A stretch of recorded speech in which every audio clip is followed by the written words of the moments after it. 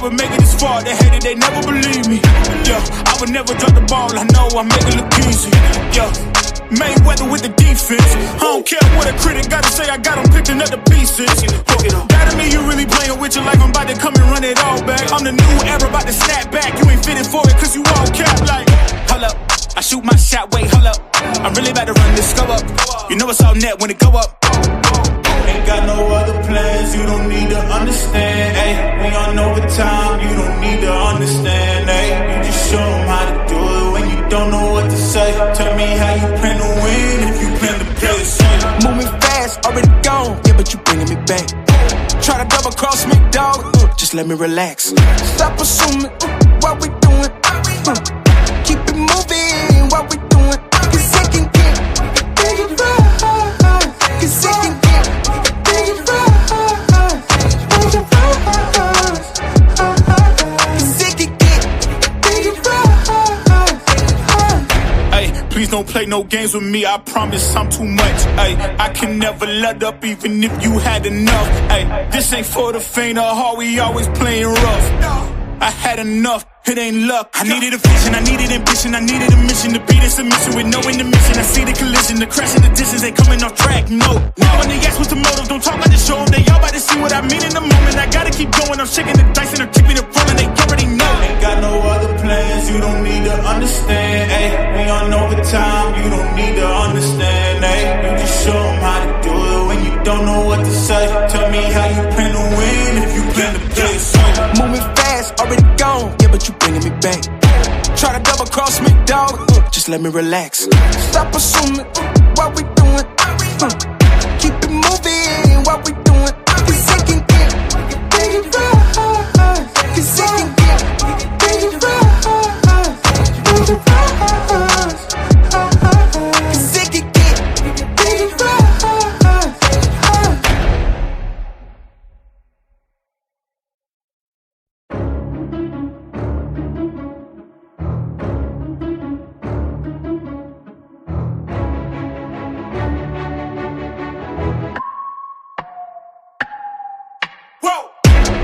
I would make it this far, they hated, they never believe me. Yeah, I would never drop the ball, I know I make it look easy. Yeah, Mayweather with the defense. I don't care what a critic gotta say, I got them picking up the pieces. That to me, you really playing with your life, I'm about to come and run it all back. I'm the new era, about to snap back. You ain't fitting for it, cause you all cap like. Hold up, I shoot my shot, wait, hold up. I'm really about to run this go up. You know it's all net when it go up.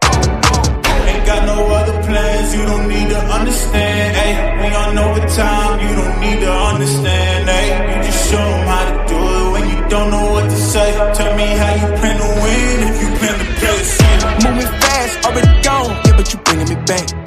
Try to double cross me, dog, just let me relax. Stop assuming what we doing. Keep it moving, what we doing. Cause it can get big and right. Cause it can get big and right. Big and right. Cause it can get. All right. Salute, ATP, what's goody? What's really good, man? Put it on.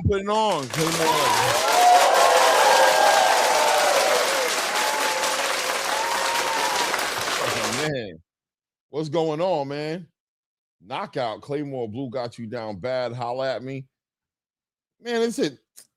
Knockout? What you talking about right now? That's not even the real knockout right now, bro. Is that the real knockout? Let me see, bro. Let me see. Oh, you guys are disgusting. Oh, it is knockout.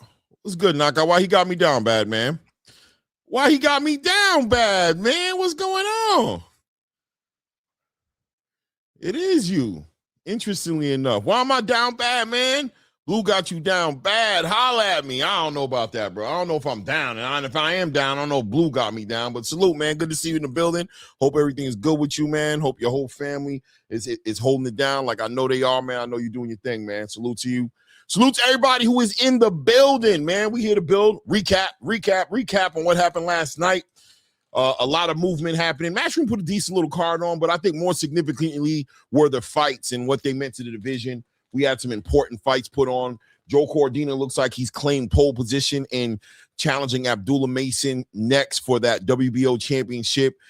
Seems to be all aboard on letting Abdullah have that home field advantage in Cleveland, which I'm sure Abdullah Mason will be interested in doing that as well. We'll talk about stylistically what that fight means for Abdullah Mason, a fighter who's the youngest champion in the space right now, and really could use the round, right? Could use the experience, really got fast-tracked in many ways, even though he was a very active fighter for the last year and a half or so, still didn't seem to get the kind of experience in that you'd want to see him get in before getting in a championship fight. Granted, he went ahead and pulled it off, became a champion in a very, very competitive, right, title fight that he got into, and those rounds were valuable, of course, against Sam Noakes. But still, look, who was he going to fight next was the question. He ended up being in the big leagues, right, in the big conversation as a champion. Now the level of competition steps up. You're talking about mandatories, people who are earning the position to get a shot at the title shot. And, you know, as a young man, he's growing up fast in this space. So Joe Cordina looks like he's game and wants to take a shot, 34, 35 years old, however old Joe Cordina is, getting maybe his last opportunity to become a champion in the space. We'll talk about that and what that looks like for Abdullah Mason. Of course, the main event, Diego Pacheco versus Kevin Lele Sajo, ended up being, I think a lot of people who really watched Kevin Lele Sajo understood and knew that that fight could look the way it did, right? And it was a real tough, gritty fight for Diego Pacheco.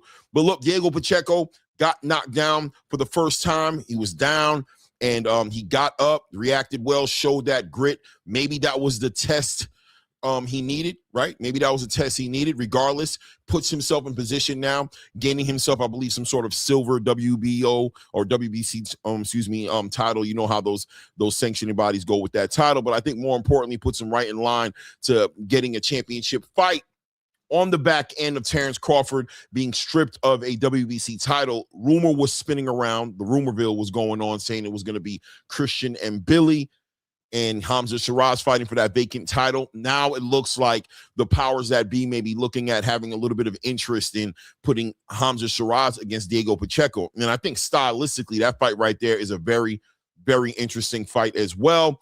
I'm opening up the panel, by the way. Let me go ahead and throw it up right now if that's what tonight's about, to be honest with you. I'm really trying to organize it. I'm thinking what I'm going to do is I'm going to make Sunday night open panels just off the rip. Just put the link out there and we can start with open panels. You guys know we come on Tuesday and Thursdays at 3 p.m., only for about an hour and a half, 2 hours, just to kind of run off what's going on during that week, and obviously going into the fights that are going to be on Saturday. And Saturday, we're obviously covering the fights, but I think Sunday I'm going to reserve it for that open panel, right? Just people to come up, build on what happened on the fights on Saturday. And we can also do a nice wrap-up of what happened throughout the whole entire week as well. Right. So salute to everybody who's in the building. On top of that, now Devin Haney, it looks like Rolly Romero doesn't want to make that fight happen. You know how the business of boxing is.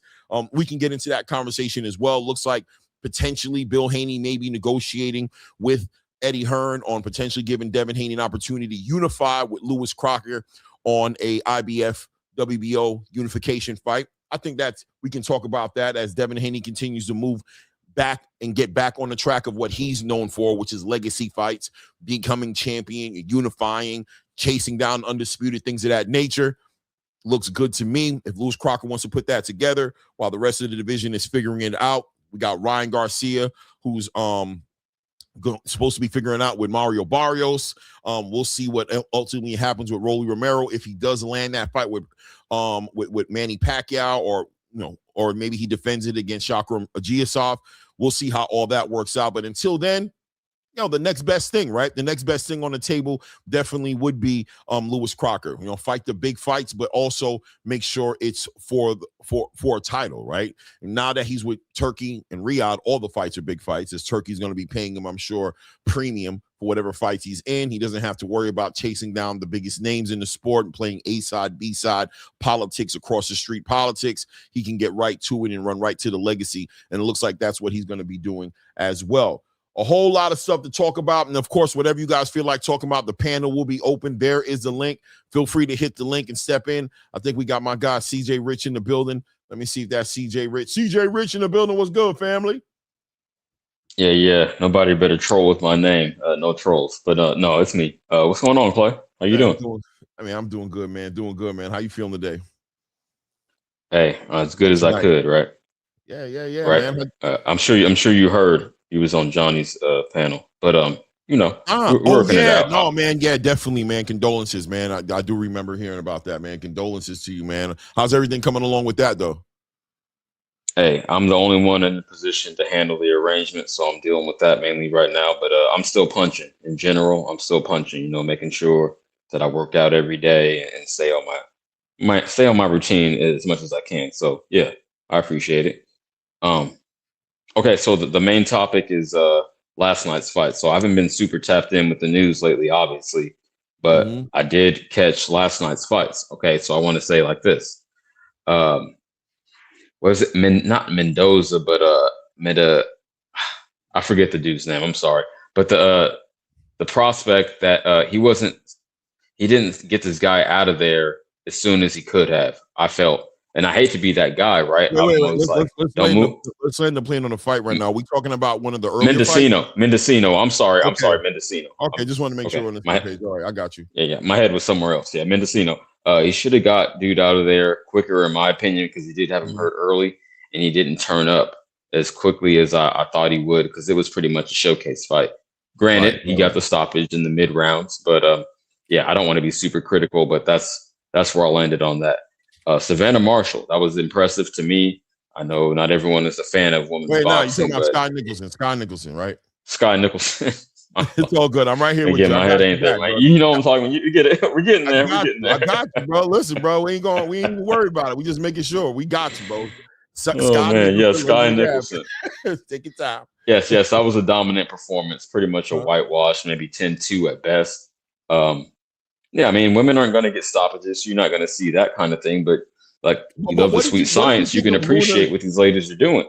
It seemed like Luna had a hard time really dealing with, the footwork of Luna, because I was calling the fights, and Luna just had a hard time dealing with the southpaw stance that Sky Nicholson was presenting, right? And she was really putting herself in position to where Sky did a good job of moving off to the right, sitting there continually moving off to the right and getting outside of Luna's, basically outside of her left guard, right, outside of her left foot, but never adjusted. Luna never adjusting, just constantly punching over herself, pressing, right? Yeah. She was trying to press, and Sky would step forward with a straight left, and then try to follow it up with a right. Sky would be all the way already far on her left, and she'd be punching across her body. So it was a master class, but I thought bad preparation on Luna's side of the conversation. It really didn't make the fight as competitive as I think it could have been, right? If she would have just prepared a little bit better. Sky was clearly the nice I agree. Job. Yeah. I'm sorry to cut you off, but no, she wasn't dynamic enough to deal with that. Yeah, Sky was far more skilled. The footwork, that's a great thing you point out. Yeah, that was key, right? Stepping outside, the outside foot when you get a southpaw or orthodox. Absolutely. Right. So shout out to her. Bounce back. What else? I'll jump to the main event. I can't. What was the co-main? Oh, my boy. I'm from Cali, right? I'm from the Bay. So my boy from Stockton. Yeah, my boy from Stockton let me down, but it's all good. Sometimes those hometown fights, sometimes it's too much pressure, or sometimes you can get too comfortable. You're going home to mama's cooking, and the other dude is, really training like that. So I don't know what it was, but I expected him to perform better than that. Shout out Flores, but that was a cool fight. Obviously, he wasn't in it from the beginning. He got dominated, in my opinion, but or it was decisive. I won't say dominated. It was definitely decisive, though. But fast forward to the main event, what I'm trying to get to. Pacheco. Okay. So I've heard a lot of opinions on both sides. Right. A lot of criticism that he should have been more. He should have done more. He got dropped, all these things. I feel like whatever narrative you had going into that fight, if you weren't impressed with him already, you weren't going to be impressed. But me, I think he stood up against a sturdy fighter. Obviously, he had some physical advantage, the reach and the height. But no, he was disciplined. And what I was most impressed by, I'll say this, is that after he got dropped, he didn't like let his ego get in the way and say, "Oh, I got to get my get back." He stuck to his game plan, did what was working for him the whole fight, and he took it home clearly. So a great performance. I had it like 8-4, 9-3, somewhere around there. Mm-hmm. But yeah, that's my initial take. Go ahead, man. Yeah, man. I agree with you.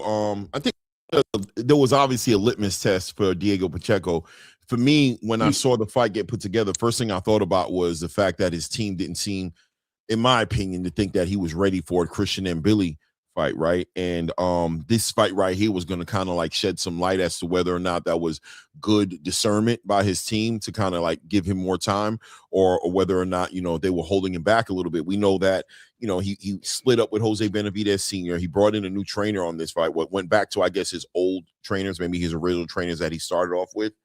And so we were going to see exactly how that team, it seemed like the whole team was in the crosshairs of some scrutiny last night, and they came together okay. Kevin Lele Sajo was a very unique kind of fighter. You got those fighters to where they're just coming forward all the time, a lot of pressure, a lot of power. You saw what Abdullah Mason had to deal with Sam Noakes. We saw what Lamont Roach had to deal with Isak Cruz.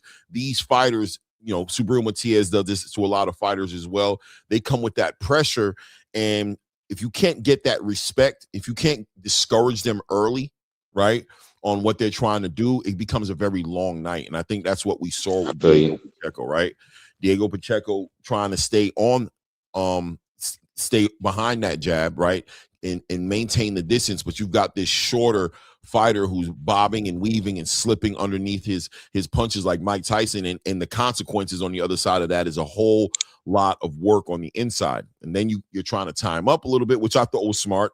Tie this guy up. Don't get into a firefight with this guy. But he's so active on the inside, it gets out of hand a little bit. And we saw Diego Pacheco face a lot of adversity last night. But do we give him do we recognize his grit and say that although it was a messy looking fight, you know, just a real fight, right? Like hardly any boxing happening, you know what I'm saying? In that fight, just a real fight. Does Diego Pacheco pass the litmus test for you? Is he ready for the big show, for the big fights at 168? Or from what you saw, did he need a lot more work? Because now they're talking about him and Hamza Shiraz potentially fighting, and you know, that's about as big as you can get as far as outside of Terrence Crawford and Canelo Alvarez in the super middleweight division, right? Okay, let me speak on that. No, no. I'm not. I wouldn't say he's ready for Hamza Shiraz. My ideal opponent for him is Lester Martinez. I think that's about the level that would make him step up and improve. But no, don't rush him. You said the litmus test, right? So if you would have got a mid-round stoppage against a guy that relentless, and I would say maybe. But since it took it to the cards and he did get dropped, I'm taking everything into context, right? Like the big picture. So I would say no, not right now. But yeah, Lester Martinez would be a great matchup. But I do recognize his grit for getting up off the canvas. You know, it's more or less a flash knockdown. But no, he got up. He stuck, like I said, stuck to his game plan. So yeah, Martinez is about his level. But no, don't feed him to Hamza. He's still young. Had a lot of room to grow. You know, really get sturdy behind his tools. Maybe develop that power. Now, I want to speak on what you said, because Sajo was just charging in like relentless, like a bull. Like he didn't care about his power. Like he was getting hit, right? But he didn't care. He was like, I'm going to put myself in position to hit what because the reach advantage, to do what I need to do to land this shot. That's what he was trying to do. I don't agree with the way he did it. Like for context, my favorite fighter ever is Tyson, right? So a shorter fighter, you know, compared to his weight. And found a way to get inside skillfully. He wasn't skillful. He was just taking shots on his way in and clinching. That's what I disagree with Sajo. He was just over clinching. He was initiating the clinch. You'd expect a taller fighter to initiate that to, smother your shots. But right. Yeah. But no, man, Sajo was clinching way too much. So you got to say it. I wouldn't say mid-range and close, but not in the clinch. You can't get a lot of leverage behind your punches in there. So I just wanted to say that. Yeah, I mean, Sajo was able to stay real active inside that close range and inside that clinching, because if you really paid attention, Shout out to the referee who's doing a great job refereeing and allowing the work to happen on the inside. Although Diego Pacheco was trying to tie up Sajo, I think Sajo had mastered, has really mastered the ability to work inside that clinch. Sometimes I think he was smothering some of the work, but also there was a lot of effective body punching, and he was able to get off a lot of hooks and a lot of sneaky shots in there that Diego Pacheco didn't see coming because of how close they were. And also, obviously, with Diego Pacheco with those long arms, you're smothering what Diego Pacheco got going on. He needs you comfortably to be somewhere towards the outside so he can extend. His power is at the extension at the end of his punches. I thought Sajo had a decent game plan. Fought about as good as a fight as he could. When you think about the fact that he's coming in there already, 5'9", I think he is, something like that, 5'10", 5'8". Okay, 5'8". Oh no, 5'8". Yeah. So he's really short, so he can't play that mid-range game because that's really going to give Diego Pacheco the time and the advantage of the leverage of being able to extend on those punches. He can step back real quick and turn that distance into a range real quick where Sajo is going to have to really jump, sacrifice, take bigger risk, to close that void and make something happen. He's just going to be an awkward, hard fight for anybody, in my opinion, he gets in the ring with. And to be honest with you, this is going to be very difficult for him to get another big opportunity. It's funny you brought up Lester Martinez fighting against Diego Pacheco. For me, it felt like the best fight for Sajo would be Lester Martinez next. You know what I'm saying? That would be a great looking fight. You know what I mean? As far as Diego going in there with Hamza, that's an uphill battle for Diego Pacheco, but also Diego Pacheco brings a lot of intangibles. I think Hamza's also gonna have to show and prove a little bit, because I think there's an argument there to say that Diego Pacheco is the acclimated 168-pound fighter, right? He's a career guy who's been there, kind of taking his time, making his way up the ranks. He's fought the Trevor McCumbeys. He's fought the Steve Nelsons. You know what I'm saying? He's fought those fights.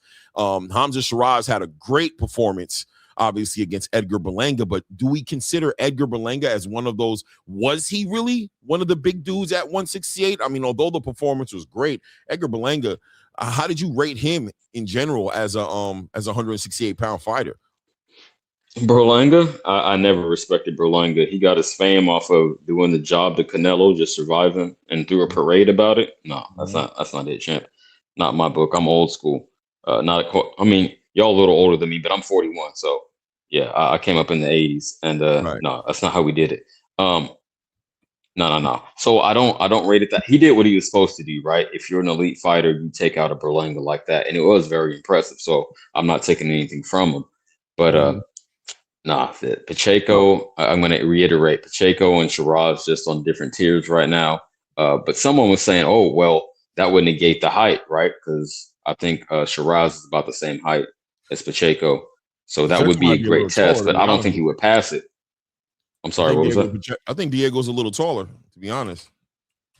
Oh, okay. All right. So I think that, because I've been thinking about that fight, and for me, it's like, okay, Hamza is just really fundamentally sound, but Diego Pacheco's always been, in my opinion, rated as a fundamentally sound fighter. And I think maybe sometimes we might be looking at the way he performed against this wild fighter in Kevin Sajo, and maybe he looked a little regular against a Steve Nelson a little bit, you know what I mean? Maybe, and with the Trevor McCumbee fight, I didn't think he looked bad in that fight at all. I do think he chose to box, and people were kind of used to him going in for the kill, and he really looked like he became poised and got those rounds in. And I think people might have looked at that as a little bit of downgrading or a little bit of digression in his energy. Styles make fights, though, and I think stylistically speaking, when you look at these guys in front of each other in the whole entire super middleweight division, I wonder if there's an argument there as to whether or not this is potentially the best fight outside of Terrence Crawford and Canelo Alvarez that could be made in the super middleweight division between a Diego Pacheco and a Hamza Shiraz. I don't know. I want to get Ray Davis involved in the conversation. Salute to my co-host. What's good, Ray? How you feeling? What up? Listen, man. I still missed the fight. I caught some parts, including the knockdown, but I was at work obviously when the fight was going on, and yeah, man. Pacheco is who I thought he was. Is that a good thing or a bad thing? It's a mediocre thing. Okay. You know what I mean? I think I always thought he was overhyped in a lot of ways, but I thought I think he has the kitchen utensils to get the job done. You know what I mean? And I think when it comes to him fighting somebody like Sajo last night, in my opinion, I thought that fight was a lot closer than what they gave it. And I don't even know if he won the fight. I mean, I think he put on a show a little bit. I didn't see, you know what I mean? No, it was super close. You're right. No, yeah, I was gonna say I didn't really see a distance for him to get those points back. And I think maybe the 10th round he kind of put on a little bit. But he has a ability, and he fights small. And I think that's what we're talking about here. He gets into the situations where he starts fighting small. He did it with Steve Nelson. He did it with Sajo. He fought that fight with McCumbee, right? But he was able to use the check hooks. Yeah, he was able to use the check hooks inside and then back out with the jab. Mm-hmm. He didn't get to do none of that with the guys that are faster, more wild, and throwing the hooks up and the overhands. He just literally looked like a fish out of water. Like I said, he has the kitchen utensils, but he's not using it. He's using a freaking butter knife to try to cut a freaking 3-inch steak. Like, it's crazy. You know what I mean? It's just like, come on, bro. Like, you know what to do. You've been doing this for years, and you walked away from your team. You look different. You look worse to me than what you did. I'll be honest with you. I think he looked a lot worse. He could have made this fight a lot easier. I think people get intimidated by either opponents or whatever. You know, well, we all get butterflies, but I think he got intimidated in this fight, and especially after the knockdown. He seemed to be poised, but I don't know what was going on through his head. So, like I said, I missed the first half of the fight, and I missed like the 11th, and I missed the last round. But I did go back and watch the last round completely.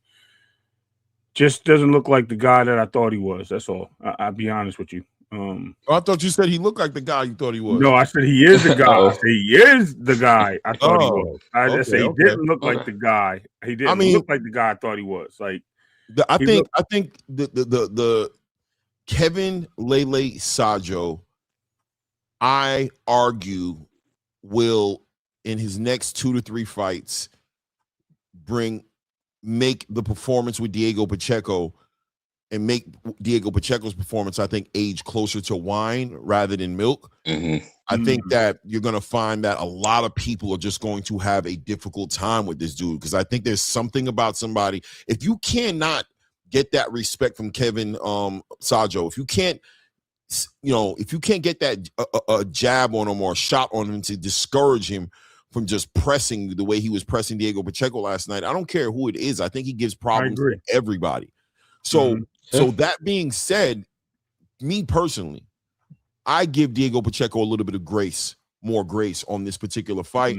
I think he showed grit, obviously. Like you said, when he got knocked down, he got up with some poise. He knew what to do. He didn't get nervous. He didn't allow that to distract him from the big picture. And I do think he won the championship rounds. I do think the rounds that mattered, the important rounds that mattered, he showed that he could, because Diego Pacheco and Kevin Sajo were on a very high pace last night. Conditioning wise, he showed where that conditioning was at. This guy was pressing all night long, man. Sajo's got an engine for sure. It's a mosquito, bro. Yeah, no quitting, right? Your mic went out. Oh. Your mic. Oh, yeah, we can't hear you, Clay. Yeah, your mic went out. My mic is out. I do want to piggyback. Back. Real quick, I want to piggyback on what you just said, though. Yeah, I actually give Pacheco more credit than not, because I saw the round after he got knocked out, he was weak in the knees. You know what I mean? He was SWV with it. So he survived that. He got his win back. So yeah, I give him credit for the heart. I like my mic did disconnect for a second. My bad. Go ahead. Yeah, that 10th round. No, I got mine off. Go ahead. No, we're good. We're good. Go ahead. My bad. I didn't even mean to intro. Just letting you know I fixed my mic. So I'm good. Well, I was just saying he got weak. He was like his wobbly legs in the round after he got knocked out. So I give him credit for regaining his composure. Not only to stick to the game plan, but he looked exhausted really right after that. So he got it. Yeah. So I just want to emphasize everything you were saying and make a point on that. And I agree with everything you guys both said. I think this will. Let's listen, you gotta critique the criticism, and you gotta applaud the heroism. You know what I mean? And I agree with both of those. Like those statements. Like I don't think Pacheco gave up at all. I just think he just came into there with a whole different, as we would say, bag of tricks, right? He didn't come in there like we used to see him. Like we seen him fight McCumbee, who I thought McCumbee would be this fight for him, but he seemed to be a lot faster than McCumbee, or McCumbee was a lot slower. Now he comes in there with a guy that's moving like a tank, and I don't. Let's say bulldozer, because I don't want to confuse people. Moving like a bulldozer, you know what I mean? And as Clay mentioned, Mike Tyson-ish, and you got to deal with that. So it's a lot of opening doors that he had to do, in the great words of I forget his name, Mike Tyson trainer. But anyway, Customato. You talking about Teddy? Or you talking about Teddy Atlas? Rooney? Atlas. No, Teddy Atlas. I was all over. My bad. He goes, there's a lot of doors that Diego Pacheco had to open, and I think he was afraid to open those doors. On a lot of those points. And like I said, he was used. If he did open them, instead of him having a flashlight and a bat, he had a pillow and a damn phone light. You know what I mean? Like okay, I don't see nothing there. Let's close this door back up. And I think it's growth at the end of the day. You know what I mean? So I like the Lester Martinez move. That would, and it doesn't even have to be Lester Martinez. I think in Billy shows why he stayed away from a guy like him, Billy, when that fight could have been happening, because it's trouble when you got a guy that has a high motor and wild punches that can just come in and hit you at will and ain't really backing down from stuff that you're throwing forward. It's troublesome. Like I said, like a mosquito at a damn picnic. It's just annoying. And you just want to get through the night. And I think he figured that night was longer than what he wanted and anticipated it to be. And I think that's where it really comes down to at the end of the night. For Diego Pacheco. Yeah. I'm a little more optimistic than you guys. I'm not going to lie, a little bit more optimistic. I mean, like I said, without a doubt, there was some adversity in that ring last night. I mean, he got knocked down, right? I mean, at the end of the day, he got clipped, he got knocked down.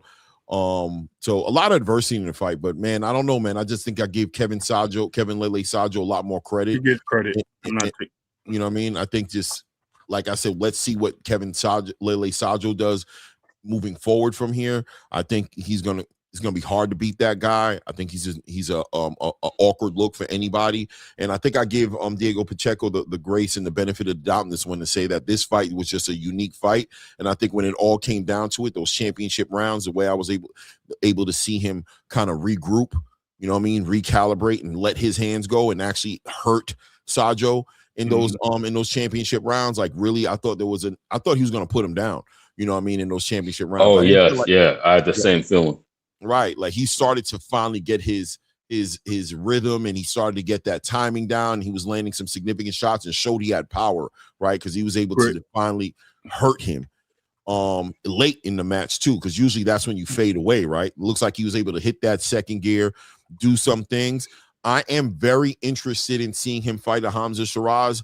I agree with both you guys, though, as far as I think CJ was saying it, but I'm sure Ray Davis would co-sign it, that Hamza Shiraz is probably one of the highest level dancing partners you can have at 168. And maybe Diego Pacheco is not quite ready. Who knows, right? But you don't know until you know, right? Until you get in there. I think physically, he does kind of give Hamza Shiraz an opportunity to check some boxes as well, being that Hamza Shiraz normally is coming in the ring, the taller guy, having the reach advantage. He's that guy who brings that to the table, kind of a Sebastian Fundora-ish type of energy that he brings in there. And I think Diego Pacheco obviously is going to take that off the table, right? And he's going to make the fight a little bit more even. I think Diego Pacheco, we have to acknowledge that he was in there sparring over 200 plus rounds with David Benavidez, right? So he's got some experience. He's had some opportunities to really be a sparring partner and on the same team as potentially the future face of American boxing or future Mexican superstar in David Benavidez. So I think that's going to translate well, you know what I mean? As far as, I don't know who Hamza's been sparring. that's a convenient thing to have somebody as tall, as skilled, as determined as a David Benavidez to spar with over 200 plus rounds. There's a chance that a Diego Pacheco could just have this guy's, you know what I mean? Could just have this guy's card, right? Like, he's just like, I don't care what you think I am with everybody else, but once you don't have that height, once you don't have that reach, boom. You know what I mean? It makes the biggest difference. So I am interested in the fight. I think I favor Hamza Shiraz, but I think that fight right there is a great fight that can get put together. Coach Eddie, what's good with you, brother? Hey, what's good, brother? Salute, Clay. Salute, Ray. How y'all been? Hey, what up, man? We've been good a long time no see, man. How's everything going with you, man? Man, I've been good, brother. I can't complain, man. Just out here working, trying to get it together, man. Yes, sir. I see y'all touching on the Pacheco fight, man. To me, man, I'm gonna be honest, bro. I don't see nothing special, man. To me, the fight was almost abysmal. His footwork is horrible. I mean, his inside game is absentee. He is. I see why they keep him away from certain people. And Andrade will cook him. That dude right there he's horrible. I mean, I don't say he's horrible. He is not what they say he is. He's green. Just the feet are all over the place. If they broke out the clinch counter on that fight, how they did Devin Haney, come on, man. I feel like it was well over 100 clinches. In the Brian Norman Devin Haney fight is like 75. It had to be at least 150 clinches. Fight was horrible, man. Diego Corrales cannot fight on the inside. I'm sorry, I said Diego Corrales. Forgive me, Diego Corrales. I don't want to insult you like that. Yeah, but Pacheco cannot fight on the inside. The holding, the grabbing, it was atrocious, man. I mean, getting hit with these crazy overhand rights and this. The kid had a lot of work to do, man. Hamza Shiraz, I think he flushes him down the toilet, man. I wouldn't give him much chance. I think freaking Edgar Berlanga may beat that dude, man. Nah. I don't know about that. I mean, Coach, you don't Coach give Eddie. I want to say real quick. I don't think we've been on the panel before. Just salute to you. I want to acknowledge. I like your expertise. Right. I'm just a fan. So shout out to you. I enjoy your perspective. I'm always in the chat if I'm not on the panel. No doubt. Coach, do you give any grace to like? Do you give any credit and any grace for the styles make fight situation as far as Kevin Lele Sajo being that pressure, you know, that engine that won't stop? I mean, just the way he fights stylistically. Do you believe that he'll give a lot of people issues? I mean, he did walk into this fight undefeated, right? I mean, this guy kind of showed up for himself, right? No? How do you feel about that? Well, I think to me, it was more when I seen the clinching came almost immediate. Like that was part of the game plan. That was part of the game plan because I think they did that on purpose. I think that was the way that they didn't want to get inside. Like it had to be part of the game plan. If this guy gets inside and gets past your jab, time up. Don't even, you know what I mean, try to work with him in there. He has the advantage in there. Yes, and that's what I'm saying. That's a problem to me if that's a part of your game plan. I mean, you got 6 inches on this guy, you know, great reach. You got supposed to have good hand speed, good punch combination, and your first instinct is to grab this dude and then move your head from side to side like a windshield wiper, and your feet are all over. Your feet are all over the place. You can't even punch. You have no intentions of punching when you grab this guy. I mean, it just, I don't know. It just didn't make it for a good fight. And like I said, if that would have been Devin Haney or something, they would have just toasted him, because just to grab me, the unstoppable clinching, it was just like, it was hard to watch, man. I'm like, what? Why are you clinching this guy so much, man? I mean, so you know, he's a kind of limited fighter. You can see that he's limited. What's the guy's name? Sajo. He's kind of limited fighter. So I just don't understand the praise of this guy, man. I mean, I'm not trying to down the guy, but I'm just being honest. I don't think that he's all there. I mean, I think he would probably have a difficult time with a lot of people. Like, you put him in there with Christian Mbili, I think Christian Mbili steamrolls this guy, man. Or Lester Martinez, I think he steamrolls him. He can't. He couldn't do that with a Christian Mbili. Just tie this guy up and try to wait him out. Yeah, Pacheco, to me, it's like he's fighting like he's almost been knocked out. If that makes sense, he's fighting like he's been knocked out before. and it hasn't happened. So I'm like, why are you fighting like this? You have no reason to fight like this. You're fighting like AJ was when he got knocked out by Ruiz, like you're trying to rebuild yourself or something. You're supposed to be trying to make a statement, and that was not a statement last night. You heard Eddie Hearn said it's time to roll the dice, which means that Eddie Hearn is not confident. Talking about rolling dice when he wants to gamble with him. Yeah.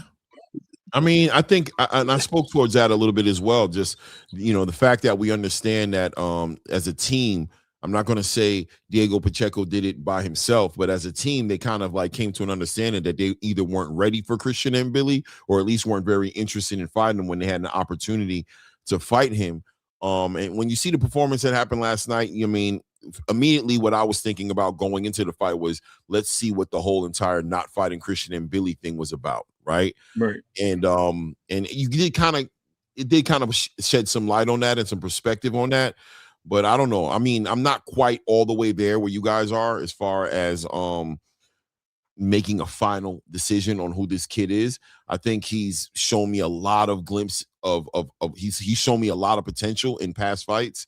And I feel like this Kevin Lele Sajo fight was I just think it's one of those opponents, man, just awkward. And I think, depending on who he fights next in the next couple of fights, I think that'll put some perspective on really what Diego Pacheco was in the ring with, and taking into consideration what he's going to do to his next couple of opponents. Maybe we'll look back and be like, you know what? Pacheco had to figure that out. What I would like to say. Hey, Clay, can I say something real quick? Wait, let Ray. Go ahead, bro. No, you good. Go ahead. Okay, go ahead. Yeah, this is like his second. This is his second layup. Stone Cold. I keep coming. Steve Nelson. Stone Cold's good too. I think he likes that. Yeah, Steve Nelson was a layup. Mm-hmm. Now I'm not trying to downgrade, Steve Nelson, but he was a layup. That was supposed to be a showcase fight. He's supposed to stop him. I'm gonna tell you. I think Jake Paul will probably beat Steve Nelson. I'm being honest. They're about on the same level. Nah, dead serious. I promise you, bro. Steve Nelson picked up boxing very late. You can tell that he picked it up late. Jake is crazy. That's diabolical. Jake. No, I'm being serious, bro. He picked up. You can tell he picked up the sport late. The man's close to 40 years old. That was a layup. The only reason he's been on them platforms because of Bud. Okay. Jake Paul and Steve Nelson are probably on similar levels. I promise you they are. I promise you. That would be a very competitive fight if they fought each other. Mm-hmm. And he's supposed to get rid of him. I would hope not. But I'm just, I promise you, they're on similar levels, man. I'm dead serious, man. He's supposed to get rid of him. Mm-hmm. That was supposed to be a layup last night, and it didn't happen. You sure? Yeah, that was supposed to be the knockout, but that was the showcase, man. Okay, bro, it's supposed to be the showcase. It didn't happen.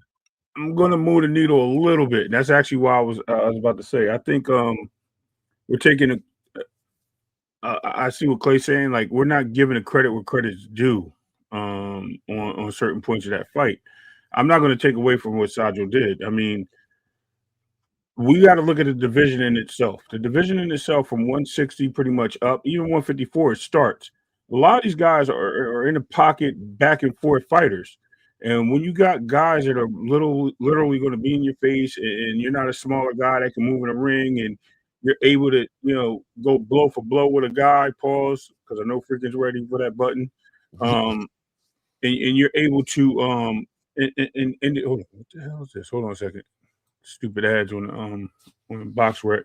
When you're able to channel certain things, and you're a taller fighter, and you're not in the pocket with these guys, you don't have to, because remember, he's tall, he don't have the I don't think he has the size or the mass, let's use the word mass, to determine how he would fit in a bruiser type fight. Because we've seen him in those fights, like I said, the so-called Stone Cold, I'll take that. And the McCumbie fight, he was able to dictate to them. Now I think speed matters. Speed and power is a problem for him. I think in Billy, wild speed and power, take a shot, keep coming forward. I think those are the guys that give him trouble. And I think this was a litmus test, as Clay is saying, for an Billy, for Lester Martinez, to see how he moves forward going in the division. Because when you see somebody like that, that's 6'4" in a division where most of the people are 6'3", rather, most of the people in the division being 5', anywhere from 5'9" to 6 foot, and those guys are legitimately smaller than you, and you got to go in there and punch down on these guys, and these guys are looking to get inside. Perfect example: if we bring Fedor into the picture, his kryptonite was a guy that stayed inside and swung overhand rights, whether it be Tim Zua in the first fight or Brian Mendoza who knocked him out. These things are kryptonite to these taller fighters when they try to fight inside the pocket, and you got guys that bull rush you. That's a really good test for him. I think this puts him into what he needs to work on to get ready for an Mbili or a Lester Martinez. I think this shows how the division is going to be moving in most cases. If you don't have the aptitude to really box from the outside and have good footwork, as you're saying, Coach, because he did have terrible footwork. That was actually one of the things I wanted to point out. I don't know what happened. This guy just he's like, yeah, the footwork was bad. The footwork was bad. Yeah, the base is very wide. Like, I don't understand why he's such a tall guy. You need better balance, and you can't really get a lot off your punches, and especially when you're shrinking yourself down. It kind of hurts you a little bit. So it's a lot of questions to be answered, to say the least. I'm not going to take away his win. He won the fight. I'm not going to take away his opponent's ability to be who he was, an undefeated fighter at 24-0. I'm not going to do none of that. What I'm going to do is I'm going to actually push forward and say, like, look, Sajo came to bring it, and there was some adversity in that fight, and it was overcame. So I respect it. Yeah, I think the fight could have either went to a draw, or I would have given it to Diego. You know what I'm saying? I just didn't give it to Kevin Sajo. I think it was a home field advantage for Diego Pacheco, and I do feel like Diego did bag those championship rounds. I think they made a difference. I felt going into the 12th round, it was very important for either one of those guys. I felt like whoever won that round was going to win the fight. And like I said, I thought Diego won that round. But let me ask you guys a question here. Let's look at the top upper echelon of 168 right now. You got Jaime Munguia, you got Jamal Charlo, you got Hamza Shiraz, Edgar Berlanga still in the conversation, of course. Christian Mbili. We got Osley too, I think, right? Osley Iglesias. Yeah. Who's in there shaking it up, and I'll give a runner-up for Caleb Plant, who had a real bad night against Armando Resendez. And I'll put Armando Resendez at the same time in the conversation because of the way he performed against Caleb Plant. With those couple of fighters I mentioned there, you don't think Diego Pacheco, you know what I'm saying, makes a good run and becomes a champion at 168? Mention them again, besides Hamza Shiraz and Caleb Plant. Say it one more time. Mention the other two besides Hamza Shiraz and Caleb Plant. Edgar Berlanga and Armando Resendez. And you said Munguia, right? Yeah, Jaime Munguia, Jamal Charlo. Munguia, he beats. Mm-hmm. Edgar, a challenge, but he might win that fight. Mm-hmm. Shiraz, I think, is too much of a boxer, and they're close in size. And I think he's more cerebral. Caleb Plant can surprise you. I think he's a little over the hill in the boxing game. I think he needs to move up to 175. I think his days are numbered at 168, but he can surprise you. He can surprise you and make a nice fight with Diego Pacheco and possibly win. And as far as Lester Martinez, you said? Yeah, no, you could put Lester Martinez in this, but I said Munguia, Charlo, Shiraz, Berlanga, and Billy. Charlo, he's cooked. Right. Osley and Armando Resendez. Don't even put him on a barbecue. Just throw him in the volcano and grab him later. Well, I don't want you to consider don't only consider if he can beat him. Also, let's keep in mind that Jamal Charlo is not active, right? So he may not be a factor or in his way, really, because the bigger question is, can he be a champion at 168? I mean, listen, he's a 6'4" guy, man, with a good jab. The footwork was I don't know, the footwork, but like once again, a lot of that I'm giving a lot of respect to Kevin. I am. I'm really giving Kevin Sajo a lot of respect in what he brought to the table, man. I want to see what Kevin Sajo looks like in his next coming up fights to really see if Diego Pacheco is really that bad, or was it just really a difficult puzzle to solve to have somebody coming at you like that. But Clay, that's what I'm saying. He did the same thing against Steve Nelson. This is the pattern right here. And now you also have to listen to Eddie Hearn. Listen to Eddie Hearn about who he called out and who he didn't call out. It's a one guy that everybody never mentions their name. He'd be a great scout to have on your resume. He has one loss. He's a former champion, but he's not cooked enough for them to call his name out. And that's Andrade. That's high risk, low reward, right? Like that fight. That's what I'm saying. And let me tell you, Pacheco's already ducked Andrade several times. Eddie Hearn is not putting him nowhere near him with that horrible footwork that he has. Andrade would spin him around like a top and clip him and knock him smooth out. And that's the problem of Andrade. They act like this man don't even exist. Wait a minute. Last time I checked, up and coming fighters are always looking for ex-champions to put on a resume. That's last time I checked. Yeah, I mean, to a degree, but I do think that Diego Pacheco is somewhere different right now. I think he's gotten himself to, he's invited to the party, and I think fighting. Yeah, you don't want to crap out. You don't want to crap out. You don't want to roll the dice on Andrade and then crack out and then crap out. I understand. Yeah, you know what I mean? It's like I'm already invited to the party. So unless you're coming into the party, have you been invited? If not, I'm sorry, bro. I'm not going to hang out with you in the parking lot when I can just go into the party. Whether you think I deserve to be there or I'm amongst the elite that's inside of the party, I'm going in and I'm going to roll my dice like Eddie Hearn said in there and see what I can make happen. So you say he drive? I know. You say he's driving into the party with a Fiero or Ferraris? Well, what I'm saying is you got that invite to come into a party where only the most elite get invited into. You got a Fiero, right? Door.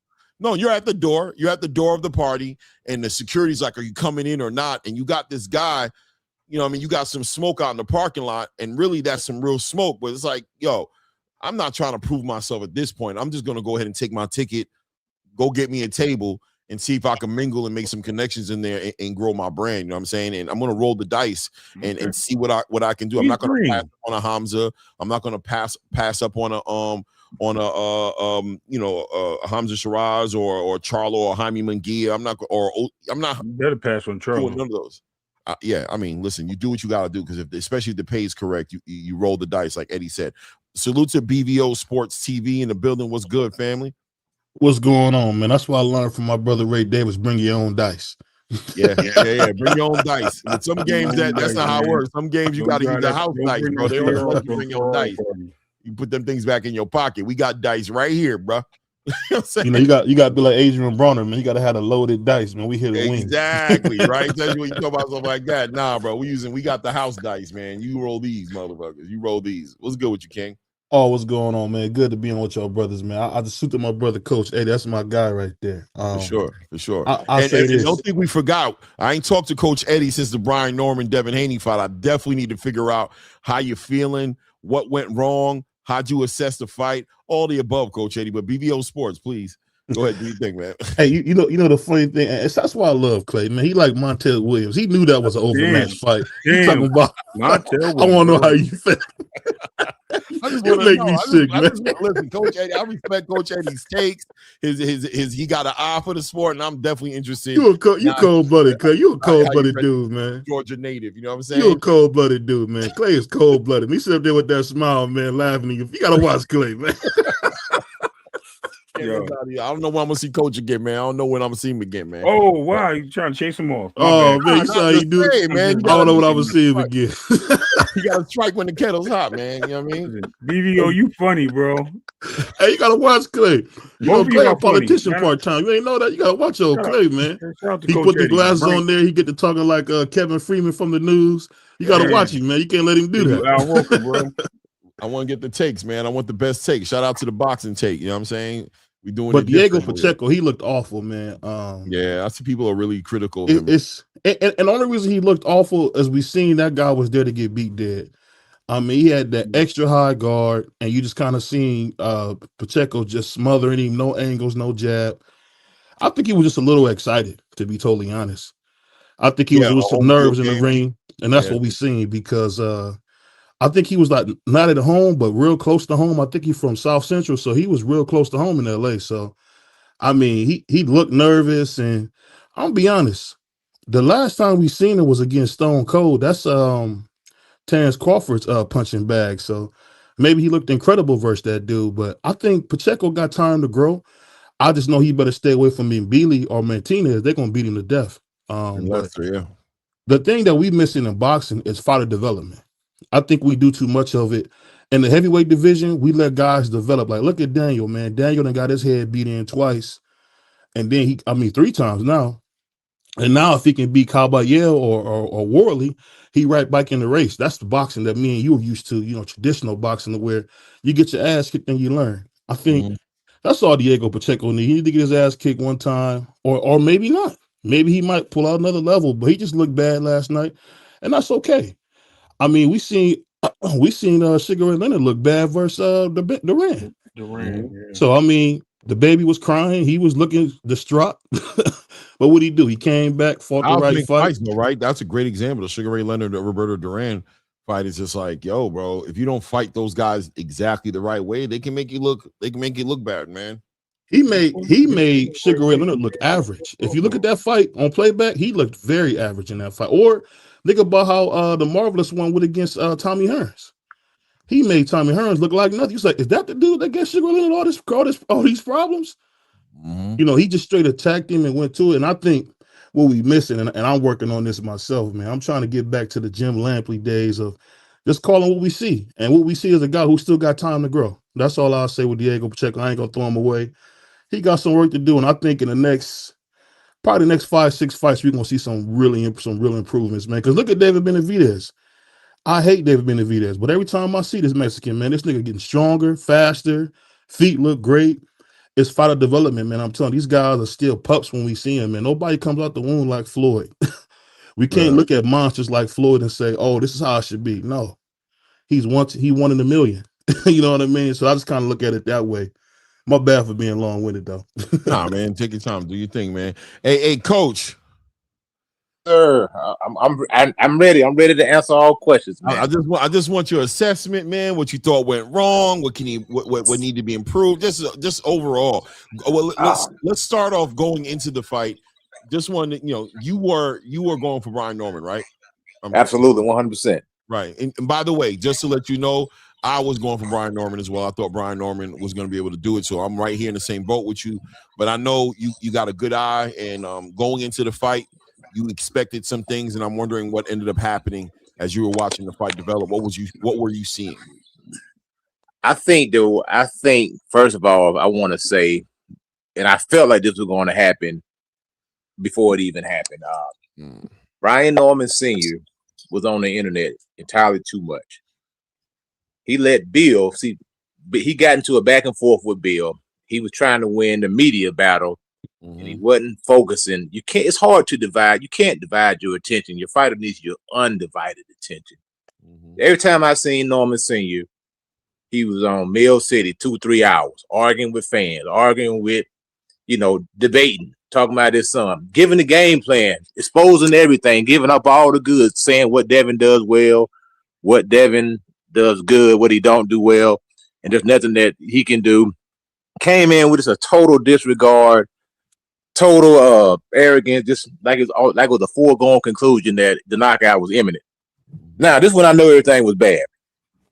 At the fight, when I seen Devin Haney come out, this my honest to God opinion. I seen him when he came out in that robe and how he was bouncing around, and how he was looking. I said he's gonna win. He looked like he was gonna win. If that ever made sense. He looked like he was going to win the fight when he came to the ring. Brian Norman Jr., when he came out, he looked tense. He looked like he was a little bit overwhelmed. I'm not going to say nervous, but he looked kind of like he had a deer in the headlight type of look in his face momentarily. Then he kind of got it back together. What I was surprised was, first of all, is that I think a lot of people were banking on fighting a diminished Devin Haney. I think that's why the odds were swung, so close and almost added an even fight. because they were basically saying that Devin Haney is diminished. He's gun shy. We know all the talking points. He's chinny. He's scared. He's going to run. Everything that we heard over the past 3-4 months. Right. And I may even echo some of those sentiments. When he came out, I think Brian Norman showed his hand too early. That first round, he pretty much showed Devin had everything in that first round. And Devin said, "Oh, I got him." And he set him up and landed that nice left hook on him. And that changed the whole trajectory of the fight right there, because that's what they did not bank on right there, was Devin Haney having punching power like that. And hurting him. He hurt Brian. That wasn't a flash knockdown. He hurt Brian Norman. Yeah. And that changed everything. Now, what I was more surprised was Brian Norman's inability to fight on the inside. They said they prepared for it. We prepared for everything. That's what they said. We prepared for the holding. We prepared for the grabbing. We prepared for this. We prepared for running. We prepared for everything. That's what they said. I was surprised his inability to shorten his shots up and stop letting Devin Haney get the underhooks under him. And not only that, he was initiating a lot of clinches himself because he was falling into his shots, smothering his own work. It's almost like he went back to his showbox days. Some of those bad habits that we thought he had fixed and got rid of, they showed their head. They showed their head in that fight. The running in, the smothering, the leaping, and just the inability to free your hands. Keep your hands tight, close to your body where you can work free. Those short shots. He was throwing wide punches, and Devin Haney see that stuff coming a mile away. And he couldn't hit him. He couldn't close the distance on him. And Devin kept him with the jab. If you really look at the fight, when I looked at it, Devin Haney, he was very economical. He landed 11, according to CompuBox, he landed 11 more punches than Brian Norman. Brian Norman threw 130 more punches. So Devin Haney's defense was good. So it was a somewhat competitive fight, but Devin Haney clearly won the fight because it seemed like Brian Norman was a day late and $1 short in everything. He was just two or three steps behind. And that's what kind of took me by surprise. I thought that Norman had a better game plan, especially the way they talked. Like it was a sure thing. Pretty sure a lot of people lost a lot of money on that fight. Hey, but shout out to Devin Haney. He did an excellent game plan. He stuck to it. I like how Devin Haney, he managed the clock very well. He listened to Bill Haney. Bill Haney told him, "Hey, eat the clock up." He outpointed him. He threw combination when he needed to. He stung him when he needed to. He tied him up when he needed to. He just basically controlled the fight. And so now they got to go back to the drawing board, man, and hopefully they'll stay off the internet and just do a little bit more work in the gym and a lot less, getting into it with the social media guys and on the internet. That's what I see. I love your take on that. I want to say two things, and I'm gonna let Clay cook. Cook. We're gonna get back to the card. Yeah. I just want to say two things. Thank you, Coach Eddie, for admitting those things you thought. I thought everybody was sold into the fact of Brian Norman Jr. working on his footwork and being able to box with Devin Haney. And that's what he said he was going to do. He said he's going to box. He's going to show you he can box. He's going to show the world. All that took him out his initial plan. I don't think it was so much of him fighting the way he fights. I think it was them trying to show something that they weren't, which they had no footwork to keep up with an elite fighter like Devin Haney. That's where I said he was going to lose.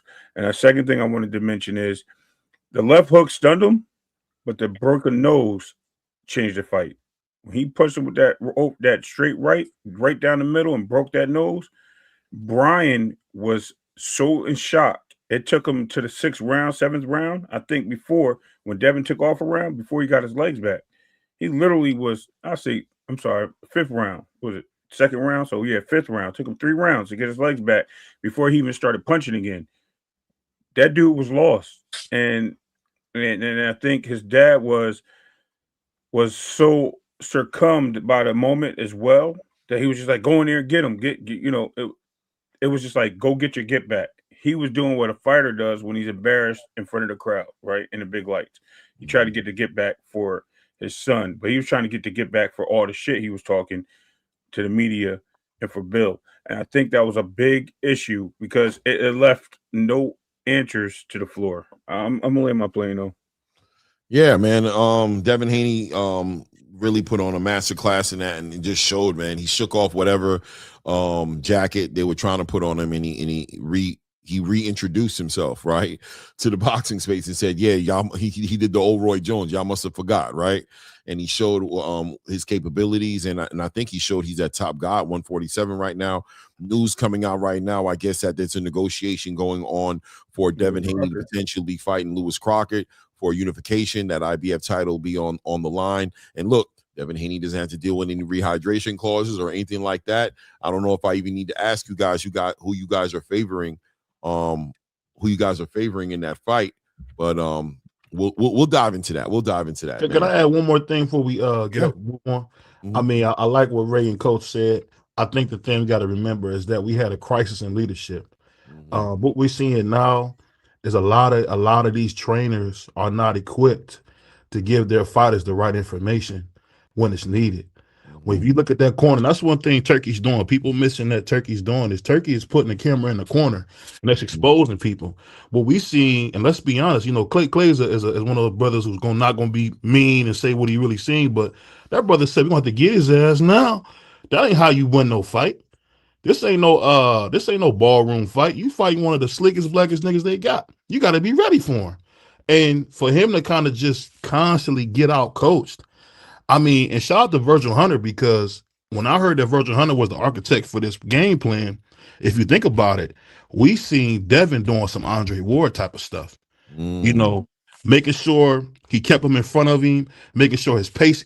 I have never seen Devin's pacing that good, pacing a fight, taking his time. He looked calm, he looked ready, and that's the one thing we always said about young Dev is that he can follow a game plan.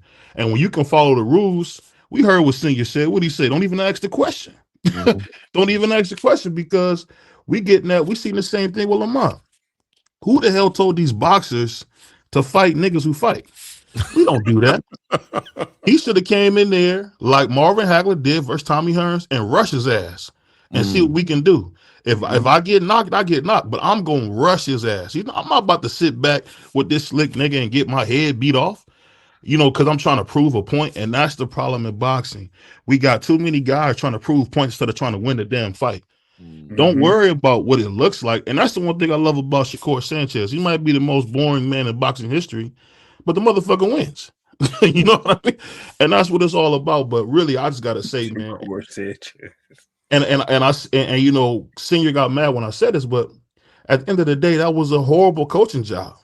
That was the corner's fault. That wasn't Brian's fault. Brian did everything he was told. He said he came in there as a fighter, fighting a slick black nigga. You don't do that. Then he came in there trying to throw this imaginary jab and footwork we never seen. So if we never seen it your whole life, why would you wait to the biggest stage? We seen it with Randall. We seen it with Buka Chica. These niggas are not going. Devin's not going to come to you to beat his head off. This ain't what's that dude's name? Yoshi from Mario, whatever the guy was, a Japanese nigga who got beat dead. You're not gonna walk right up. You're not gonna walk right up to no dog so you can get bit. That's exactly what happened. He walked up right to the dog and got bit, punched. And just think about this, and I'll land my plane on this. Brian is way too offensive to be a big time fighter. This is not Bush League. This is not the amateurs. You can't just throw. You got to have some sense on where you are in the ring and how to protect yourself. And that's what we see in a lot of these guys with this amateur ass mindset. They keep coming to the big level getting their ass whipped because they don't have any concept on how to actually fight and be a good boxer. That's what I say on that. That's significant, because I think a lot of fighters today are for the entertainment value of the fan base, because they believe that knockouts win fights. And Coach Eddie will always speak on it. Boxers are always going to beat the knockout artists. Why do they do that? Because they're able to go and engage and take 2 steps back and get back in engagement. A lot of these knockout artists like to swing, punch, and then look at and as Clay was saying, they work. Yeah, they like to, yeah, exactly. They like, oh man, look what I just did, and then they getting caught while they're doing that. You know what I mean? So good point. I like that take. What did Breadman tell Elvis? That's what I call Caleb Plant. He a pretender. You got the waves and the beard. You got a name for everybody, bro. Go ahead. Hey, it's a show, Clay. We trying to have some fun, man. No doubt. But he's saying, what did Breadman tell Elvis, man? Fuck this crowd. Right. Fuck this crowd. And I think we got to get these guys to understand, if you don't take your craft serious, you're going to be exposed. And that's what happened with Lamar Roach. That's what happened to Brian. And I guarantee it'll happen again. These guys got to get their head out their ass and really come to fight and be prepared. It's more than just running up and down some damn stairs on Instagram. I agree. Yo, shout out to everybody who's in the building, by the way. Take a moment and hit that like button if you haven't done so, and definitely subscribe to the channel. If you haven't subscribed, do that as well. Yeah, man. But so Devin Haney about to head into this fight with Lewis. Well, listen, rumor is they're trying to negotiate this fight with Lewis Crocker for unification. What do you guys think about that fight? Another easy win. Yeah. We seen Lewis Crocker is a fish fry man. That's a dude that fry fish and chips, man. That ain't no fighter. I mean, that's a dude where Devin gonna look incredible again. And then you're gonna have people say, "Oh, Devin, he didn't do this." At the end of the day, man, the only person that probably would have beat Devin at 47 was Boots. And with no Boots, and I think Rolly, because I think about people not giving Salas a lot of credit, because I see a different Rolly. Rolly beating the lining out of niggas now because he's learning how to box. And when you got that kind of power with a real mind, with a real mind now, it make you dangerous. Like, just think them check hooks and those solar plex punches I seen from Rolly. Never thought I would see that. And this is a dude who's really, really punching. You heard Tank Davis say, "That nigga's punching." So, right. Other than Rolly, it's easy money for Devin Haney at 47. I think that's why they wanted to get that fight out the way. I think Rolly is a danger in punching, but I think he's still a little green too and wet behind the ears. I don't think Rolly has the speed to keep up with a Devin Haney. I think a lot of people mistake the speed and the intelligence of this guy in the ring. Remember, this guy's been around the best fighters all his life, and I'm not taking away from any other fighters because they're all the same guys. All these guys are in the top or most mentioned category of current boxers, have been around the same top guys, and because they've been around these guys, they are getting tooled and sharpened in the Home Depot bags with all the gifts in it, and Clay's dropping his chips all over his shirt, his peanuts. I mean, oh, I know it. Honey barbecue hot sauce chips. Oh no. but I had to look back at it like, yo, my bad.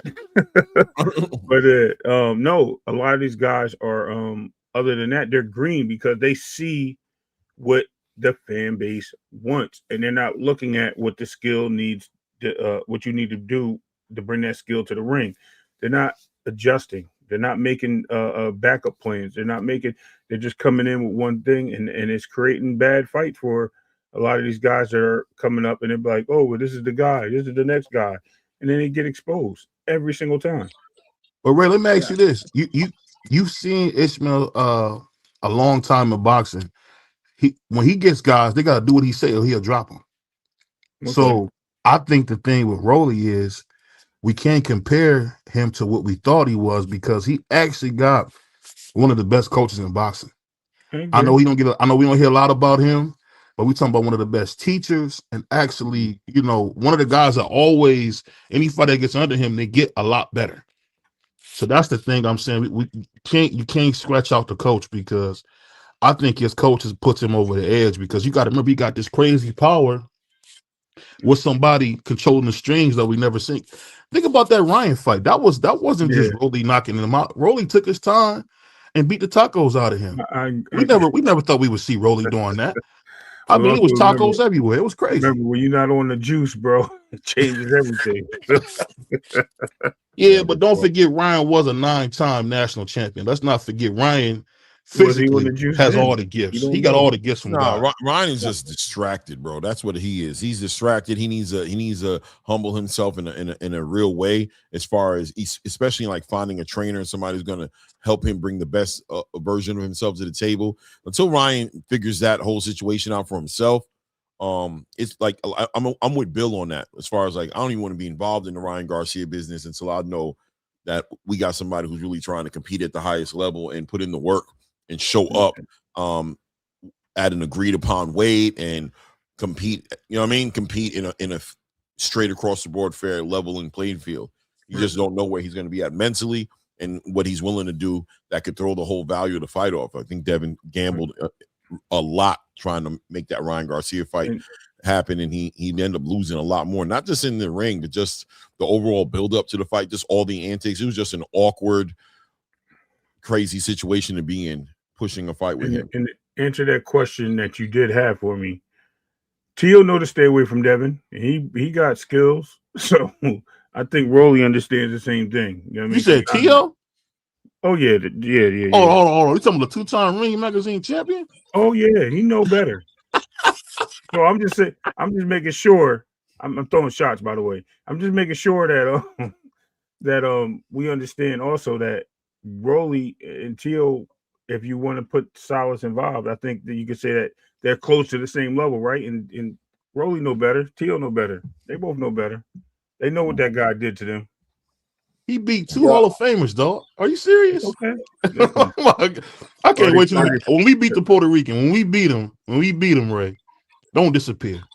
Because you and I know Tio is gonna wipe his work boots off on Shakur. Listen, that's a different fighter, bro. But we'll see. Shakur fighting Yoshi, what was his name? Yoshino? Yeah. Get out of here, man. Or beating up, what was the dude? The American hero, man. Jamel Herring? That's what he talk. That dude? Come on, Ray, man. We'll see. We'll see. You're scaring me, man. Listen, You're scaring me now. If it goes the other way, you need to come back here. I always come back. And I got some humble pie. I'm going to throw it in the oven right now. And we'll see. Yeah. Hey, I like bean pie. Okay, I'll throw a couple of beans on top. I like this guy Crocker, right? What I'm noticing, it seems like the guys across the pond that they come to scrap, man. Yeah. You know what I'm saying? I think Crocker probably be the most competitive out of all of them, just because I think what happens here, American style boxing, it's almost like the rap game. Everybody tried to fight the same, man. Mm-hmm. There's no diversity of style. And what I noticed about, like, you take Sam No, for instance.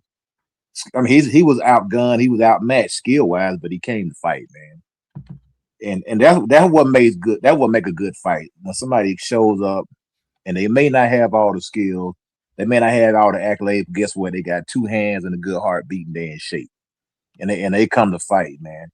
And a lot of times, you know, it's not the big name guys that give you the most trouble. Sometimes it get to be an off-brand type of dude that'll give you their work, that you give you what you're looking for. You know what I'm saying? So I think a lot of times over here in America, we caught up in name recognition. And I think that also goes because of the content creators, you know, the name, they push the narratives. So yeah, of course we're gonna get caught up in name recognition and be so quick to dismiss these other guys that we don't know. We just automatically call them bombs. And then when they show up and give your fighter some good work, now you tell me, oh, my fighter got exposed. No, this is boxing, brother. Right. It's guys out there that don't have a name that'll give you guys what he looking for. They give him some good work. So that's what I seen even last night. Cordina, he's some good work for somebody. He may not be a world beater. He may not be, upper echelon, but he's some good work. You better bring a lunch because he gonna clock in and he gonna work. You're gonna have to work too. You know, and that's what I'm saying. That's Brian Norman. He allowed Devin Haney to make him put his hands in his pocket, and that's the last thing that he needed to do: put his hands in his pocket. And that's why you get beat a lot of times. You just simply got to let your hands go. You got to move those hands, man. Especially when you out skilled, you can't allow somebody who's better than you to sit back and think and pick you apart. Right. You got to get active, brother. I mean, Muhammad Ali was a superior boxer compared to Joe Frazier, but what did Joe Frazier do? He got active. You got to get active. That's what it boiled down to. He got on him and ain't let go. You know what I mean? And that being said, though, segueing the conversation and continue to move it forward, Joe Cordina and Gabriel Flores last night, potentially fight of the night, maybe. I don't know. Maybe I don't know how you guys felt about it, but Joe Cordina making his return. You know, he's trying to campaign and give it one last shot at potentially becoming a champion. This fight right here had that WBO whatever belt on an intercontinental, whatever the international, whatever the hell the belt was that was what was on the line. Gabriel Flores on his own little winning streak, but to me, Gabriel Flores is always a fighter who kind of showed some he just showed flaws, openings, a little bit. He gets baited into fights he shouldn't be in, and he seemed to be open to that right hand in a lot of other fights, and last night was no different. But still, in my opinion, Gabriel Flores showed up to fight in his hometown. He wasn't going to go out like that.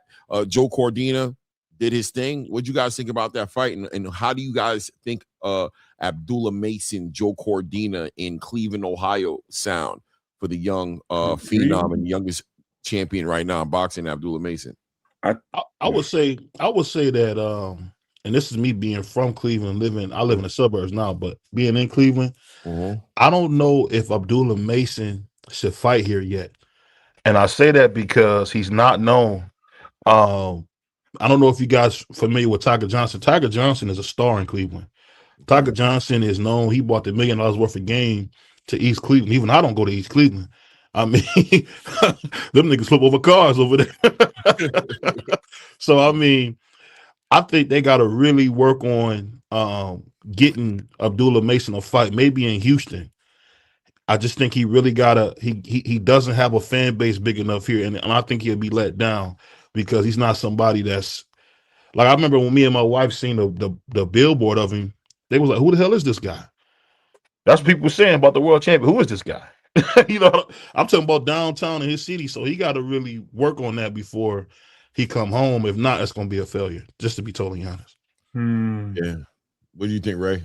I definitely don't think Cleveland. I think if I was Abdullah Mason and I do want to fight like that, and I just came from Riyadh, I think I want to make my name more global. I think I take this fight to his home, at least England, you know what I mean, or Scotland or so. I'm dead ass. Look, I think an international fight brings him a more of a fan base. He already got a fan base with the international people already, especially fighting the last guy. I forgot. I don't know why I don't remember people's name today. I'm brain farting. Sam Noakes. No. Oh, Sam Noakes. Yeah, Noakes. So putting that fight together will work there. I don't think I would even take the Cordina fight either, even though it's right there for him right just now. I think first of all, Cordina I think needs another round or two, or you know what I mean, in the division before we even know who he is, because it was a good fight last night, but he's also coming off a layoff. You think he's trying to jump in with the what they say in the Fast and Furious? You can't just jump. No, he had a fight before. He had a fight before this. I know, but I'm saying, well, listen, he still look a little rusty to me. It looked like he's had some stuff to work on, and I think he goes in there and he tries that same 1-2 shit with Abdullah Mason. He gets cooked. I think Abdullah Mason is working on the things that he had mishaps on. The only thing is, if Abdullah Mason doesn't fight like he did with Sam Noakes, I promise you, it's going to be a boring fight because they're going to both be at the end of their jabs, and we're going to be looking at people just in a square circle just dancing. I think Abdullah will have to get in his bag to dismember this dude from his neck. You know what I mean? Pause again. Damn. Anyway, take his head off. You know what I mean? But yeah, I think it's definitely a good fight for him to go get the international fan base, because he's already known here in the States, and like you said, it's Cleveland. You know what I mean? Maybe not there, but if he keeps repping, and I think the bigger the stage, the better the fight. He don't rep Cleveland. I think he run into that same thing Sean Porter's doing, where he's gonna be a man without a country because he's not making it clear that he's from here. Anytime Tiger Johnson do anything, I'm from Cleveland. I mean, I'm telling you from somebody that's in the city that work right downtown. They don't know the guy. Yeah. You ask anybody. I mean, you can ask the most vanilla person in the world in Cleveland. They know about Tiger Johnson, the Olympian, but they don't know Abdullah Mason. I think it's because he lives in Houston. He might just have to do his thing in Houston, because he didn't do like Jared and he didn't do like the other guys and come up here. He didn't come up here. He came up elsewhere. He's like a Mike Tyson, where Mike Tyson might have been born in Brownsville, but he ain't living no Brownsville for the important years of his life. You see what I'm saying? Yeah. Okay. I mean, I got you. I just think the UK would be a good. That's a great option. Go get that UK money, man. That's a good way to put that fight on. Man, I don't know, man. I disagree, man. I think let Abdullah Mason do his thing in Cleveland, Ohio. Don't give up that home field advantage. I think he's a young a young champion. I think he had a hard fight with Sam Noakes, a gritty fight, and I think he deserves an opportunity to get that home field advantage. And I don't know, but what could he sell the fight at, Clay? That's the question. It couldn't be at the Fieldhouse Arena. He wouldn't sell that out. It couldn't be at the Indians Arena. It couldn't be at the Huntington Center. Maybe the Huntington Center could hold. It might hold about 10,000, but he can't go to the Fieldhouse and sell out the Fieldhouse. He just can't. I mean, I don't know. I don't know. I think the home field. First of all, I think that's the game plan. I think they want to make this fight happen in Ohio. I already think that's what's going to happen. It might be Akron, though. They might do it in Akron. I think it's going to be Cleveland, personally, but we'll see. But I think it's a great fight for him stylistically. More importantly, right? Like, more importantly, I think this young champion is still inexperienced in so many ways. That got exposed a lot in that Sam Noakes fight, and I think Joe Cordina, 34 years old, has a lot of experience. I think he takes Abdullah Mason into the late rounds as well, if not, a decision, definitely into the late rounds. I favor Abdullah Mason, obviously, to win the fight no matter what. I think the young bull is just, I don't think Joe Cordina is ready to fight that type of energy, but it looks good on the resume. It gives him a good title defense and gets him active, because I still think he's playing catch up a little bit when he's talking about getting the ring with a potential Shakur Stevenson, or I don't know, Javante Tank Davis would ever get back into the conversation, or even an Andy Cruz, what I'm saying, who brings a crazy Olympian and amateur pedigree to the table. So I love it. I think Joe Cordina is a great fight next. Andy Cruz like Michael Jordan in the amateurs, dog. If I'm just telling you, I watched him in the amateurs. He was like Michael Jordan in the amateurs. I mean, the thing I think we seeing with a lot of these top ranked fighters is what we all have seen. They get these soft touches and these showcase fights, and we don't know what they can really do. And they'll be 20, 30. They say this about Oscar, but they don't say it enough about. I mean, Sam Noakes shouldn't have given Abdullah Mason that kind of trouble. He just shouldn't have, because Sam is not that good. Sam ain't that good. And we seen Sam really putting hands and feet on him at points in the fight. Not saying Abdullah didn't win, but we got to see what we seen. And what we seen is that, is Abdullah Mason as good as we think? Or is it going to take another title fight to find out he's not what we thought? But that's the same thing we had with Brian Number, for being honest. We're fighting nobodies, and we're trying to gauge how you look against somebody who can't beat you. Y'all know we watch a lot of these fights be overmatched. So we don't never know what guys can really do until they get into a title fight. That's the first fight I've seen in Abdullah Mason's fight, other than the little flash knockdowns, where I actually seen him in a fight that was somewhat competitive. I mean, and that shouldn't be. He's too far along in his career for that just to be the first real challenge of his career. You see what I'm saying? Right. I mean, I don't know, man. I think he's kind of that's kind of why the Cordina fight makes sense for its development. Just for that reason that you spoke. Yeah.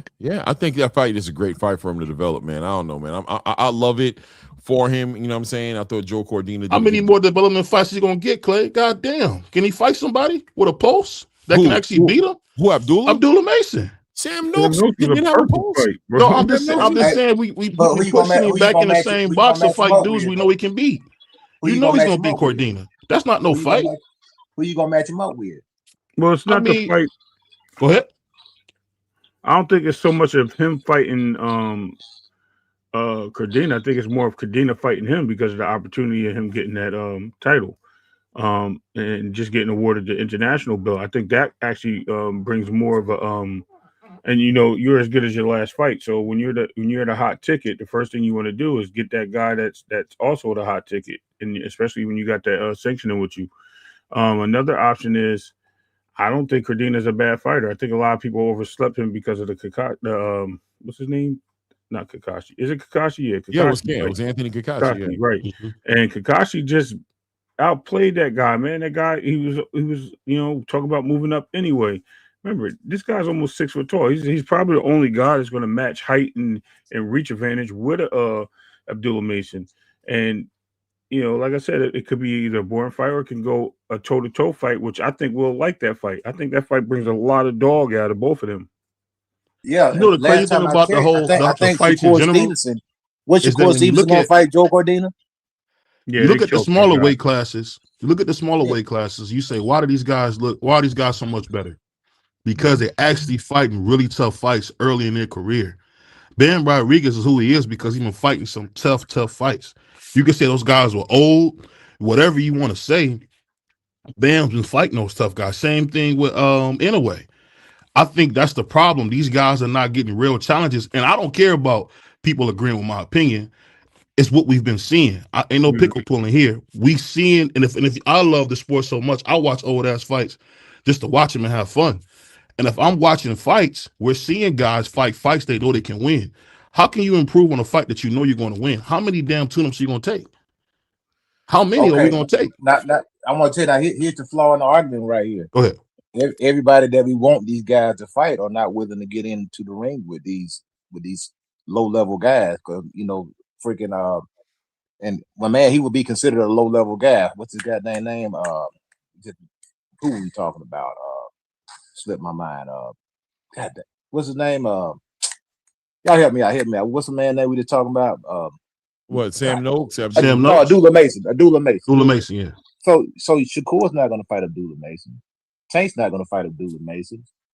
Any of those guys the higher level guys at 135, they're not going to give him a shot. They're going to say he hadn't done anything. That's all you keep hearing now. That's why we can't. That's what Boots ran into. Sean Porter, oh, I'm retiring. Danny Garcia, I ain't fighting this guy. Keith Thurman, I don't know who he is. Elvis Spence was like, he hadn't done anything. Terrence Crawford, the same thing. He hadn't done anything. Where he fought? I don't have nothing to win. I don't have nothing to gain. These older guys are not doing what Oscar De La Hoya and all those guys did in Miguel Cotto and Shane Moses. They're not fighting the younger guys. They're not passing the torch. They're saying you hadn't done anything. Screw you. Go fight somebody else. Okay, well, there is nobody else to fight, so I'm just going to have to keep fighting quote-unquote tune-ups because you won't fight me. You know what I would say? It puts you in a bad spot, man.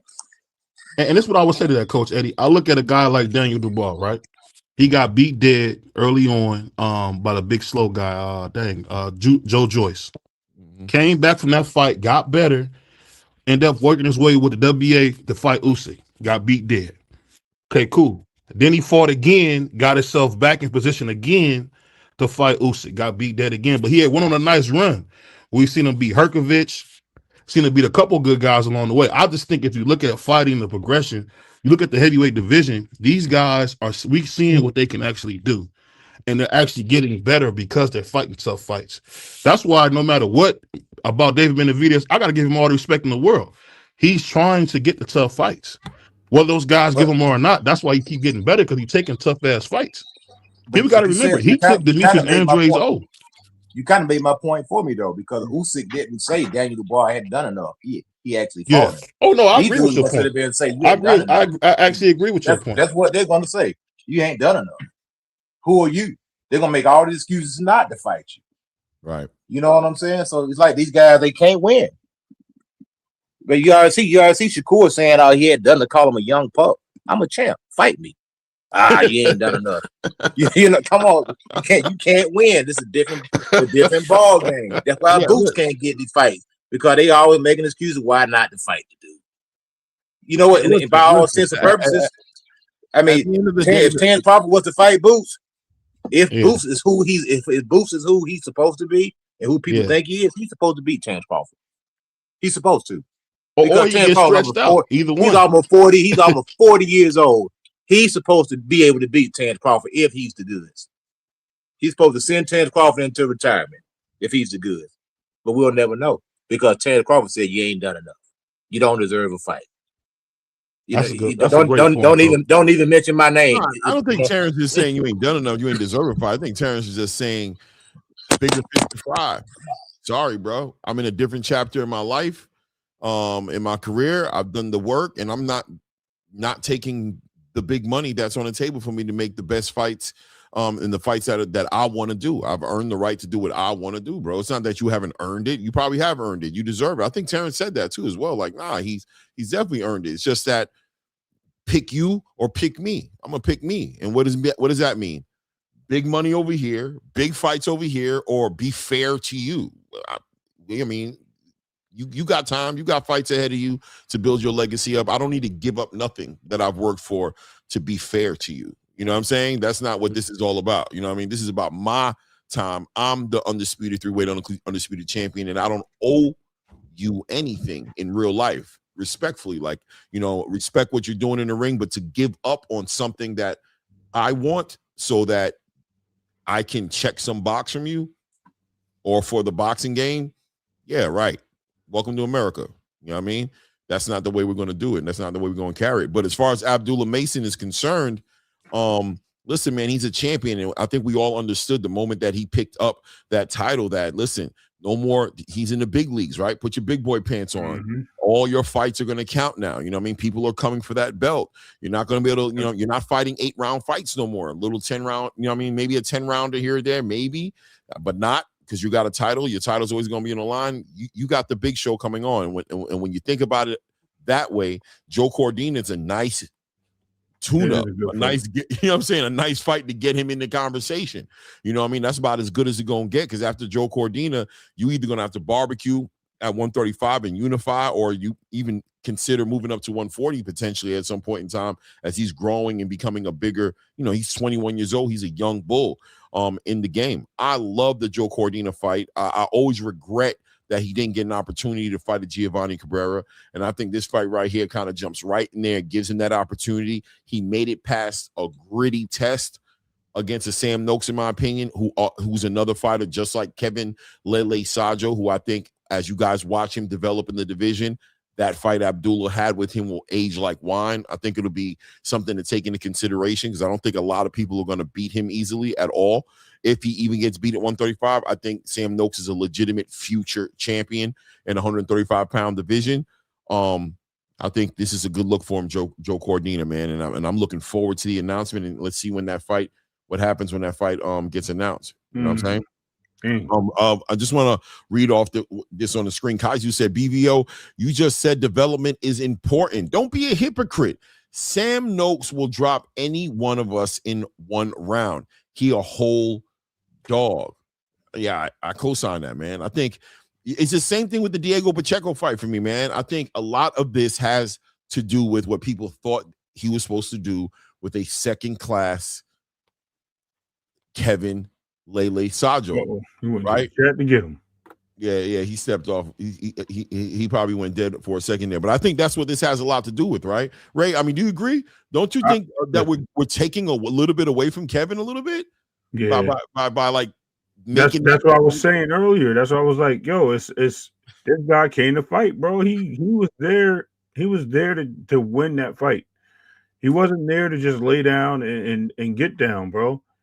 He was there to win and it exposed. And I always like to use, I'm telling you, I'm using the word exposed. He exposed a lot of the things we questioned with Diego Pacheco. And it's not that Diego Pacheco didn't do his thing.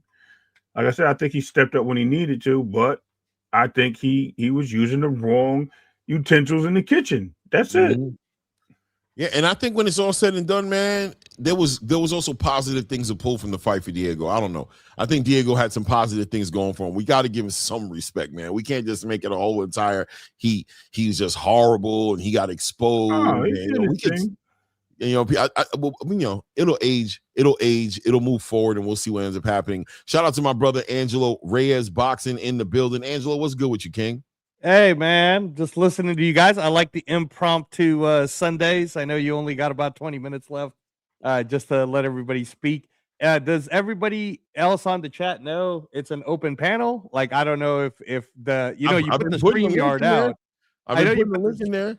Because it might be so far ahead that they can't see it anymore. I just did it again. I just put it up there again. It up again. Okay, all right, cool. There you go. Again, you know what I mean? See, you got Shelton Moore coming in. So yeah, no, just listening to you guys. We called the fights yesterday. Really cool watch party. Clay just keeps holding it down with his sultry voice, talking about jabs and hooks and whatnot. I've heard what you guys are saying, what BVO was saying. Yeah, man, Diego Pacheco is just like what we thought he would be.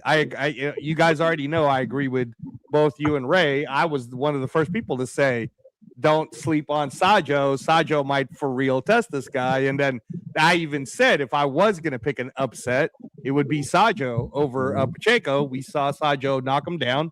And now we know. Now we know that Diego Pacheco is not ready for someone like, Jermall Charlo. I mean, I'm just, you know, I'm glad you're waking up man. and opening your eyes, Rez. I'm glad you're opening your eyes. Look, I know some people think that maybe the cornflake fight wasn't the greatest test, but the way Diego looked, I don't know. I mean, you guys heard Eddie Hearn say the word Charlo.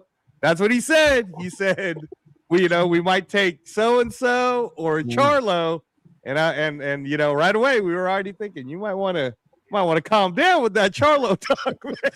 Like, I don't know, man. Diego, I think Diego, man. Wait a minute. Hold on, fellas. Hold on.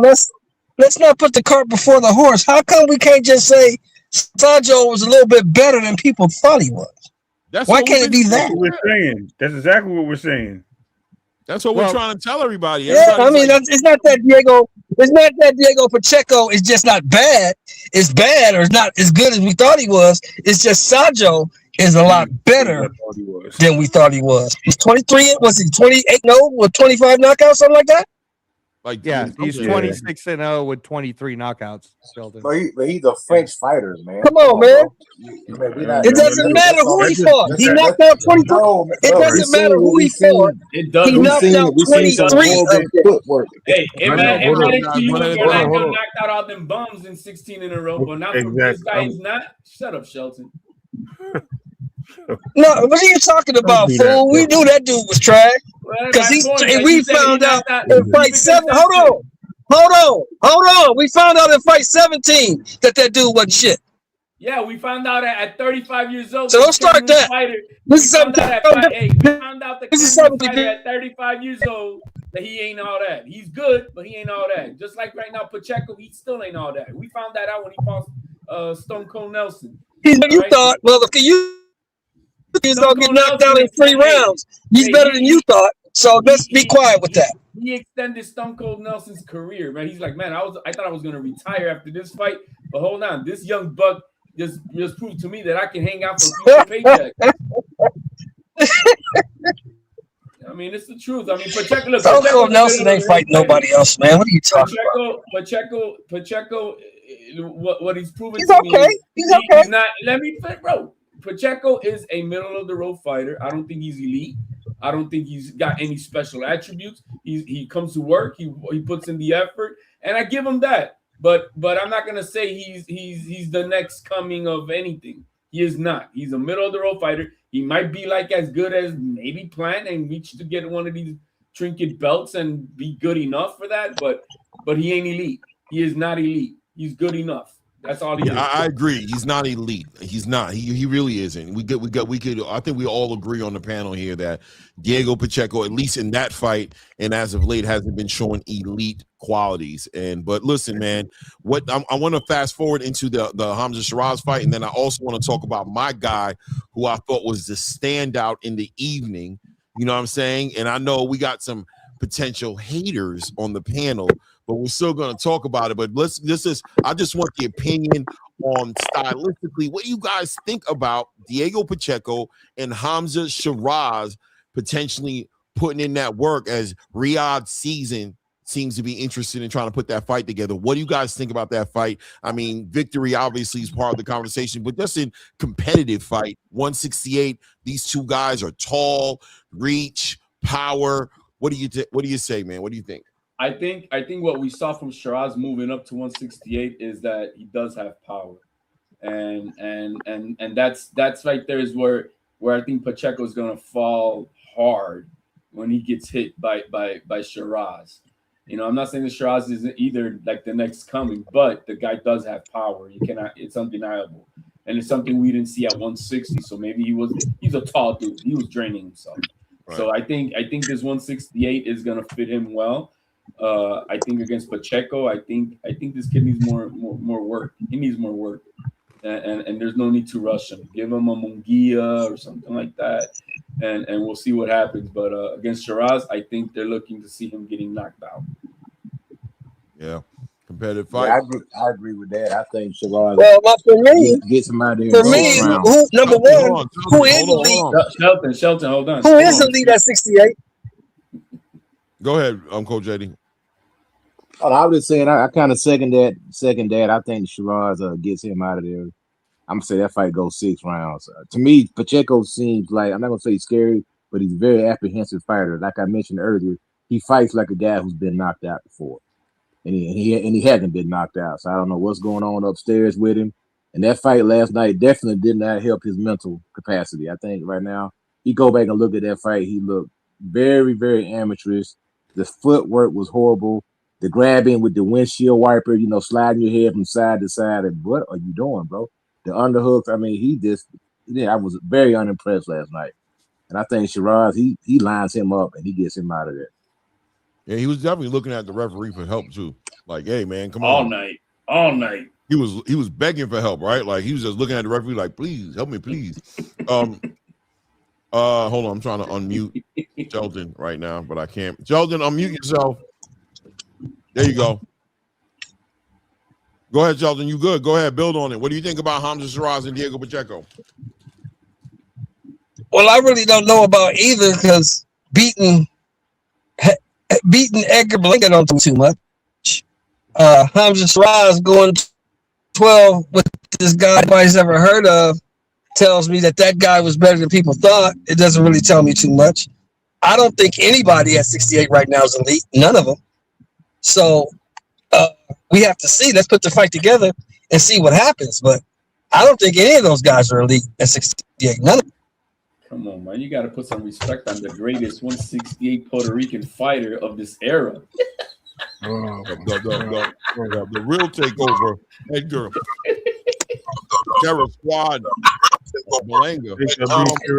Bro. But let's talk about who I want to talk about. I want to talk about somebody right now that needs to be. Hey, somebody's got to mute, man. I got him. Yeah, somebody's got to go mute. It's Shelton. I got him. I want to talk about my guy, the standout, the fighter of the evening, underrated, but needs to get some respect put on his damn name. Ernesto Tito Mercado. Oh, man. Salute to everybody in the building. If you don't know about this young bull, man, tap in. Because 140, hey, what do y'all think about Tito last night and putting in that work? How did he look to you, man, coming off that hiatus? 11 and a half months off, man. What do you say? He took the trash out like he was supposed to do. Good for him. Okay. That's it. He's got power. I give him that. He's got power. That's it.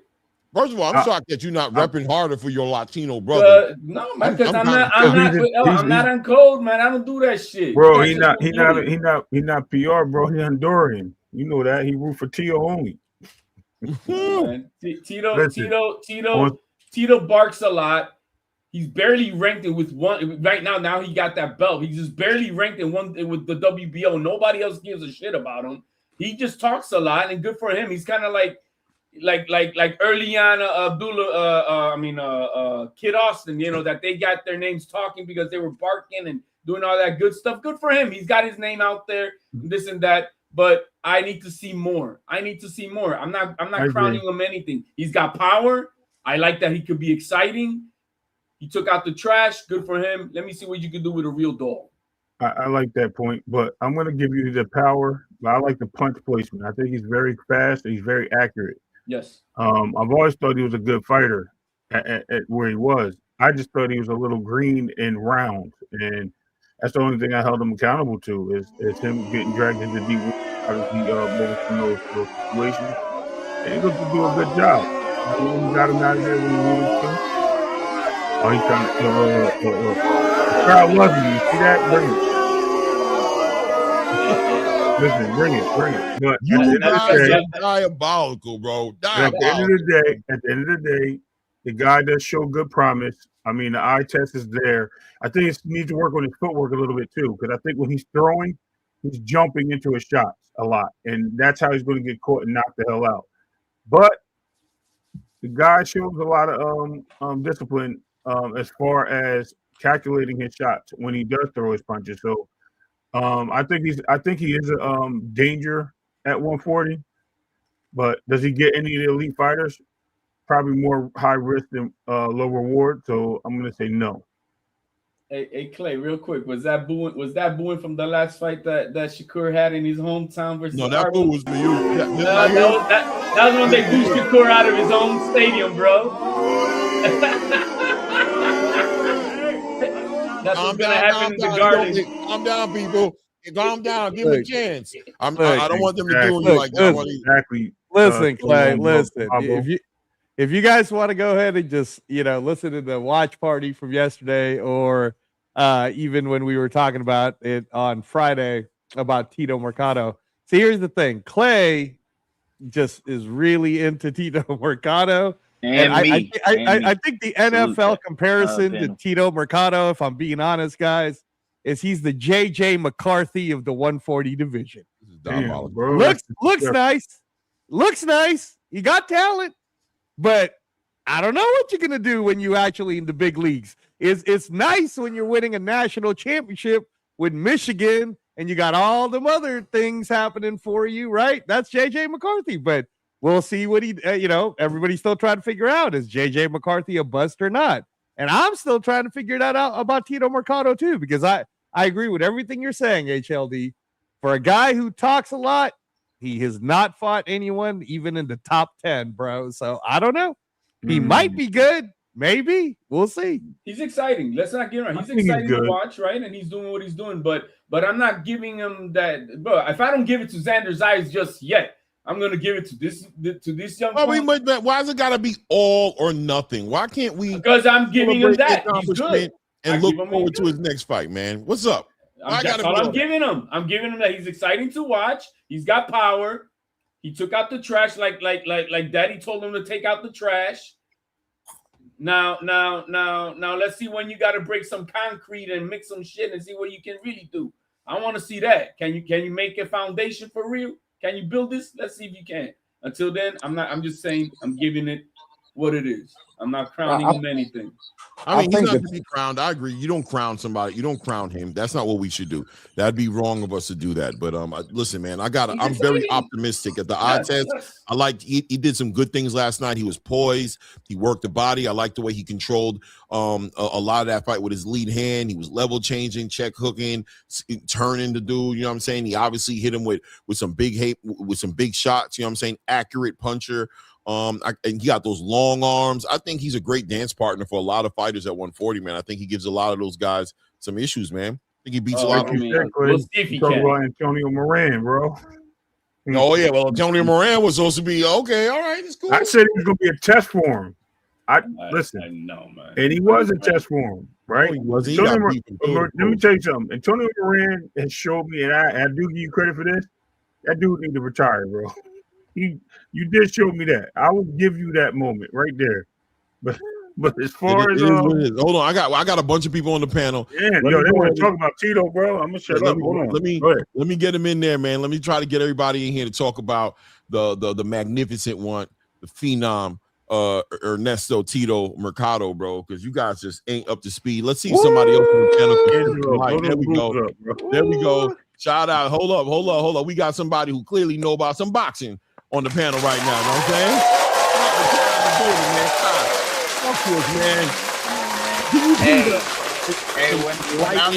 I don't know where the hatred comes from.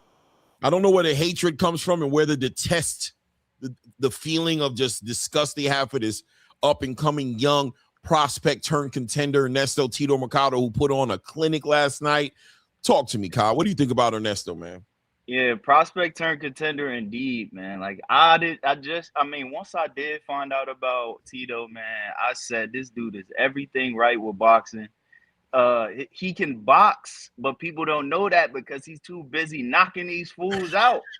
And so it's like, yeah, last night we seen the poise. He lost me money because he said that he wanted to go rounds. It is what it is, but right. I don't know if that was true or not. I don't know how genuine that statement was, but man, Tito, I think he's a problem for Keyshawn, Shakur, and all of them right now. Would he beat them? No. But I think he poses issues for them, at least right now. In a few more fights, 2026 will be very telling for Tito.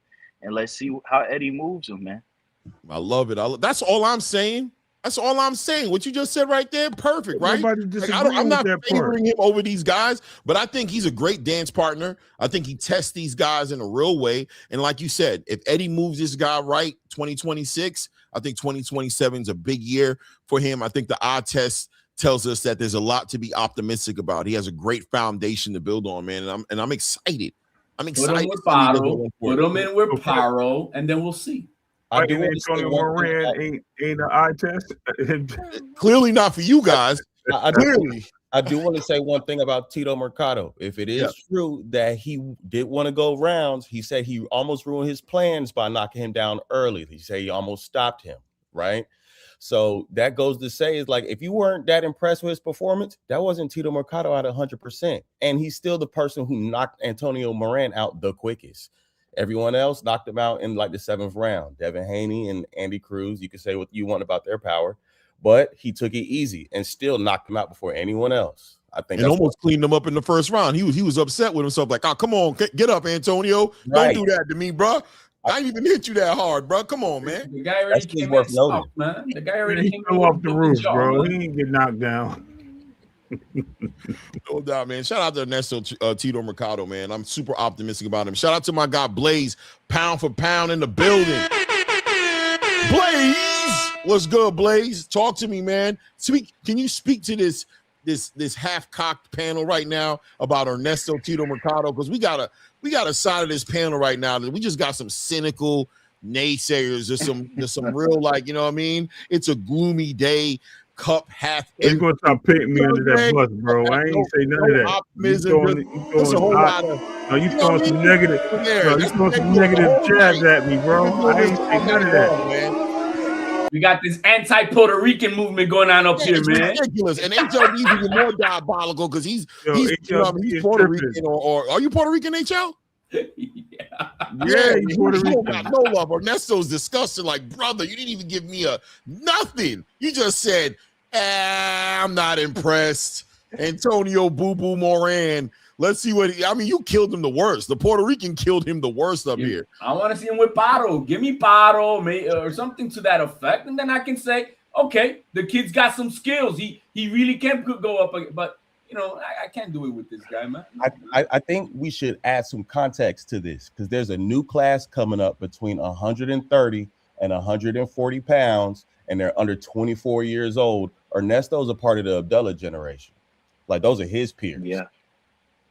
Yeah, I love it. I love it. Blaze, what's good, man? You muted, by the way. What's good? What's on your mind, man? Talk to these. Listen, I would just wait. I didn't want to talk over nobody. This is just one of them things where you're so excited for boxing, you want to see somebody that come up next that look good in the ring under bright lights. And Tito look good. My thing with him is like you said, the poise in the ring, but I like the defense, the parrying. The parrying was nice as far as him knocking down them punches that was coming at him, and just him being very deliberate about executing power punches against Moran. I thought it just looked good. And then, like if he was saying he was carrying him, he might have, because when he locked in that 6th round, that was like the Matrix. That was a perfect round. Even when he hurt him, he didn't necessarily rush in and do a bunch of flurries. He really just took his time, lined him up, and got him out of there when he wanted to get him out of there. And that's what we want to see. We want to see that. We don't really want to see everybody. Some people want to see the rock 'em, sock 'em, and people brawl and all of that. But we want to see the sweet science. I want to see counters, and I want to see sharp punches. I want to see regeneralship. I want to see maintaining range, and it looked like Mercado looked good against it all. And so, say what you want. If you want to think he's unproven, then my thing is put him in there. And if I'm not mistaken, ain't there that clip running around with Shakur talking real crazy to him? Shakur was talking crazy to him. Yeah, I didn't like that. That was weird. It was weird. It was weird. What he said to Tito, not good. Just like Tio said it to Shakur, I'm calling it with Shakur saying it to Mercado. That was weird. Eddie Hearn was sitting right there, though. So is that Eddie Hearn's fighter? Is Tito Eddie Hearn's fighter? Yes, he is. They can make it happen. They can make it happen. And this is what I'm talking about right now. It's like one thing about it right now is that how everybody's setting it up and these promoters getting in the mix, we're having fights happen. And there's so many different combinations for Shakur, so many different combinations for Devin, so many different combinations for whoever's fighting right now. Even Tank, when he get his life together. Shout out to Tank. Wish him the best. You know what I'm saying? He just fought in March. He just went through this legal stuff. When he get back together, when he get his stuff together and he want to fight, we going to be all for it. He's still him. You know what I'm saying? But at the end of the day, man, listen, 135, 140, 147, man. There's a lot of smoke around there for them to make good competitive fights with people coming up and names. And I don't mind the names for these guys who've been fighting for a long time. You know what I'm saying? But and then I would just say one thing about Shakur. Shakur gets on his way by talking so much. I wish he would just focus on T.O. Anybody who asks him about anybody else, just say something about T.O., but he says everybody else's name. So he's warranted all the criticism that he gets whenever we talk about rehydration clauses, that weird stuff he said to Mercado, the tweets he says about Abdullah Mason, whether he's going from, the Shockey. At first I was like, he got a fight coming, but look, it's hard. It's hard being a core supporter that's from Newark, because that shit made me so mad when he said to Tito. It's like, bro, and then the brother shit. It's like it's boxing. I feel how Tito feel. Like, come on, bro, you can be brothers after. Like, if you really my brother, we gonna fight and we gonna reconcile. If not, it wasn't real. So it's a lot. I don't mind the brother stuff. I don't mind the brother stuff. It's not the brother stuff. The brother stuff ain't the issue, because if they're that filthy, there's many names for them to fight and even be in the same division. You feel me? With these politics and these belts, I ain't caring about that. If they're fighting the highest competition and they both get belts and they both fight champions, I'm not tripping about the brother stuff. It's that weird stuff. Listen. That is about that time. Listen, we about to wrap it up. It's about that time. I got a 2-hour limit. That's how you guys got to come up earlier, man. This was getting hot. It was getting on point, but until Tuesday, it is what it is, man. Shout out to everybody who showed up last night on that card, man. I'm excited to see Diego Pacheco, maybe Hamza Shiraz, maybe Diego Pacheco, Jaime Munguia. Let's see which one they're able to lock in. Ernesto, Tito, Mercado got to get a big top 5 dead or alive guy up next. You know what I'm saying? Shout out to Joe Cordina, Abdullah Mason. You know what I'm saying? Devin Haney, Lewis Crockett potentially happening. Tuesday we'll be tapping in. Don't forget, it's fight week as usual. Anthony Joshua, Jake Paul. Anthony Joshua has to do this for boxing. Get Jake Paul and pack him up, bro. And get him out of boxing. You know what I'm saying? Until the next one, it's ATP. It's that Combat Media Show, and you know what it is. Y'all.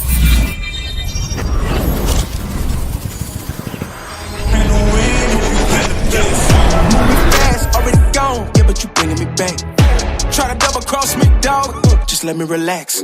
Stop assuming what we doing.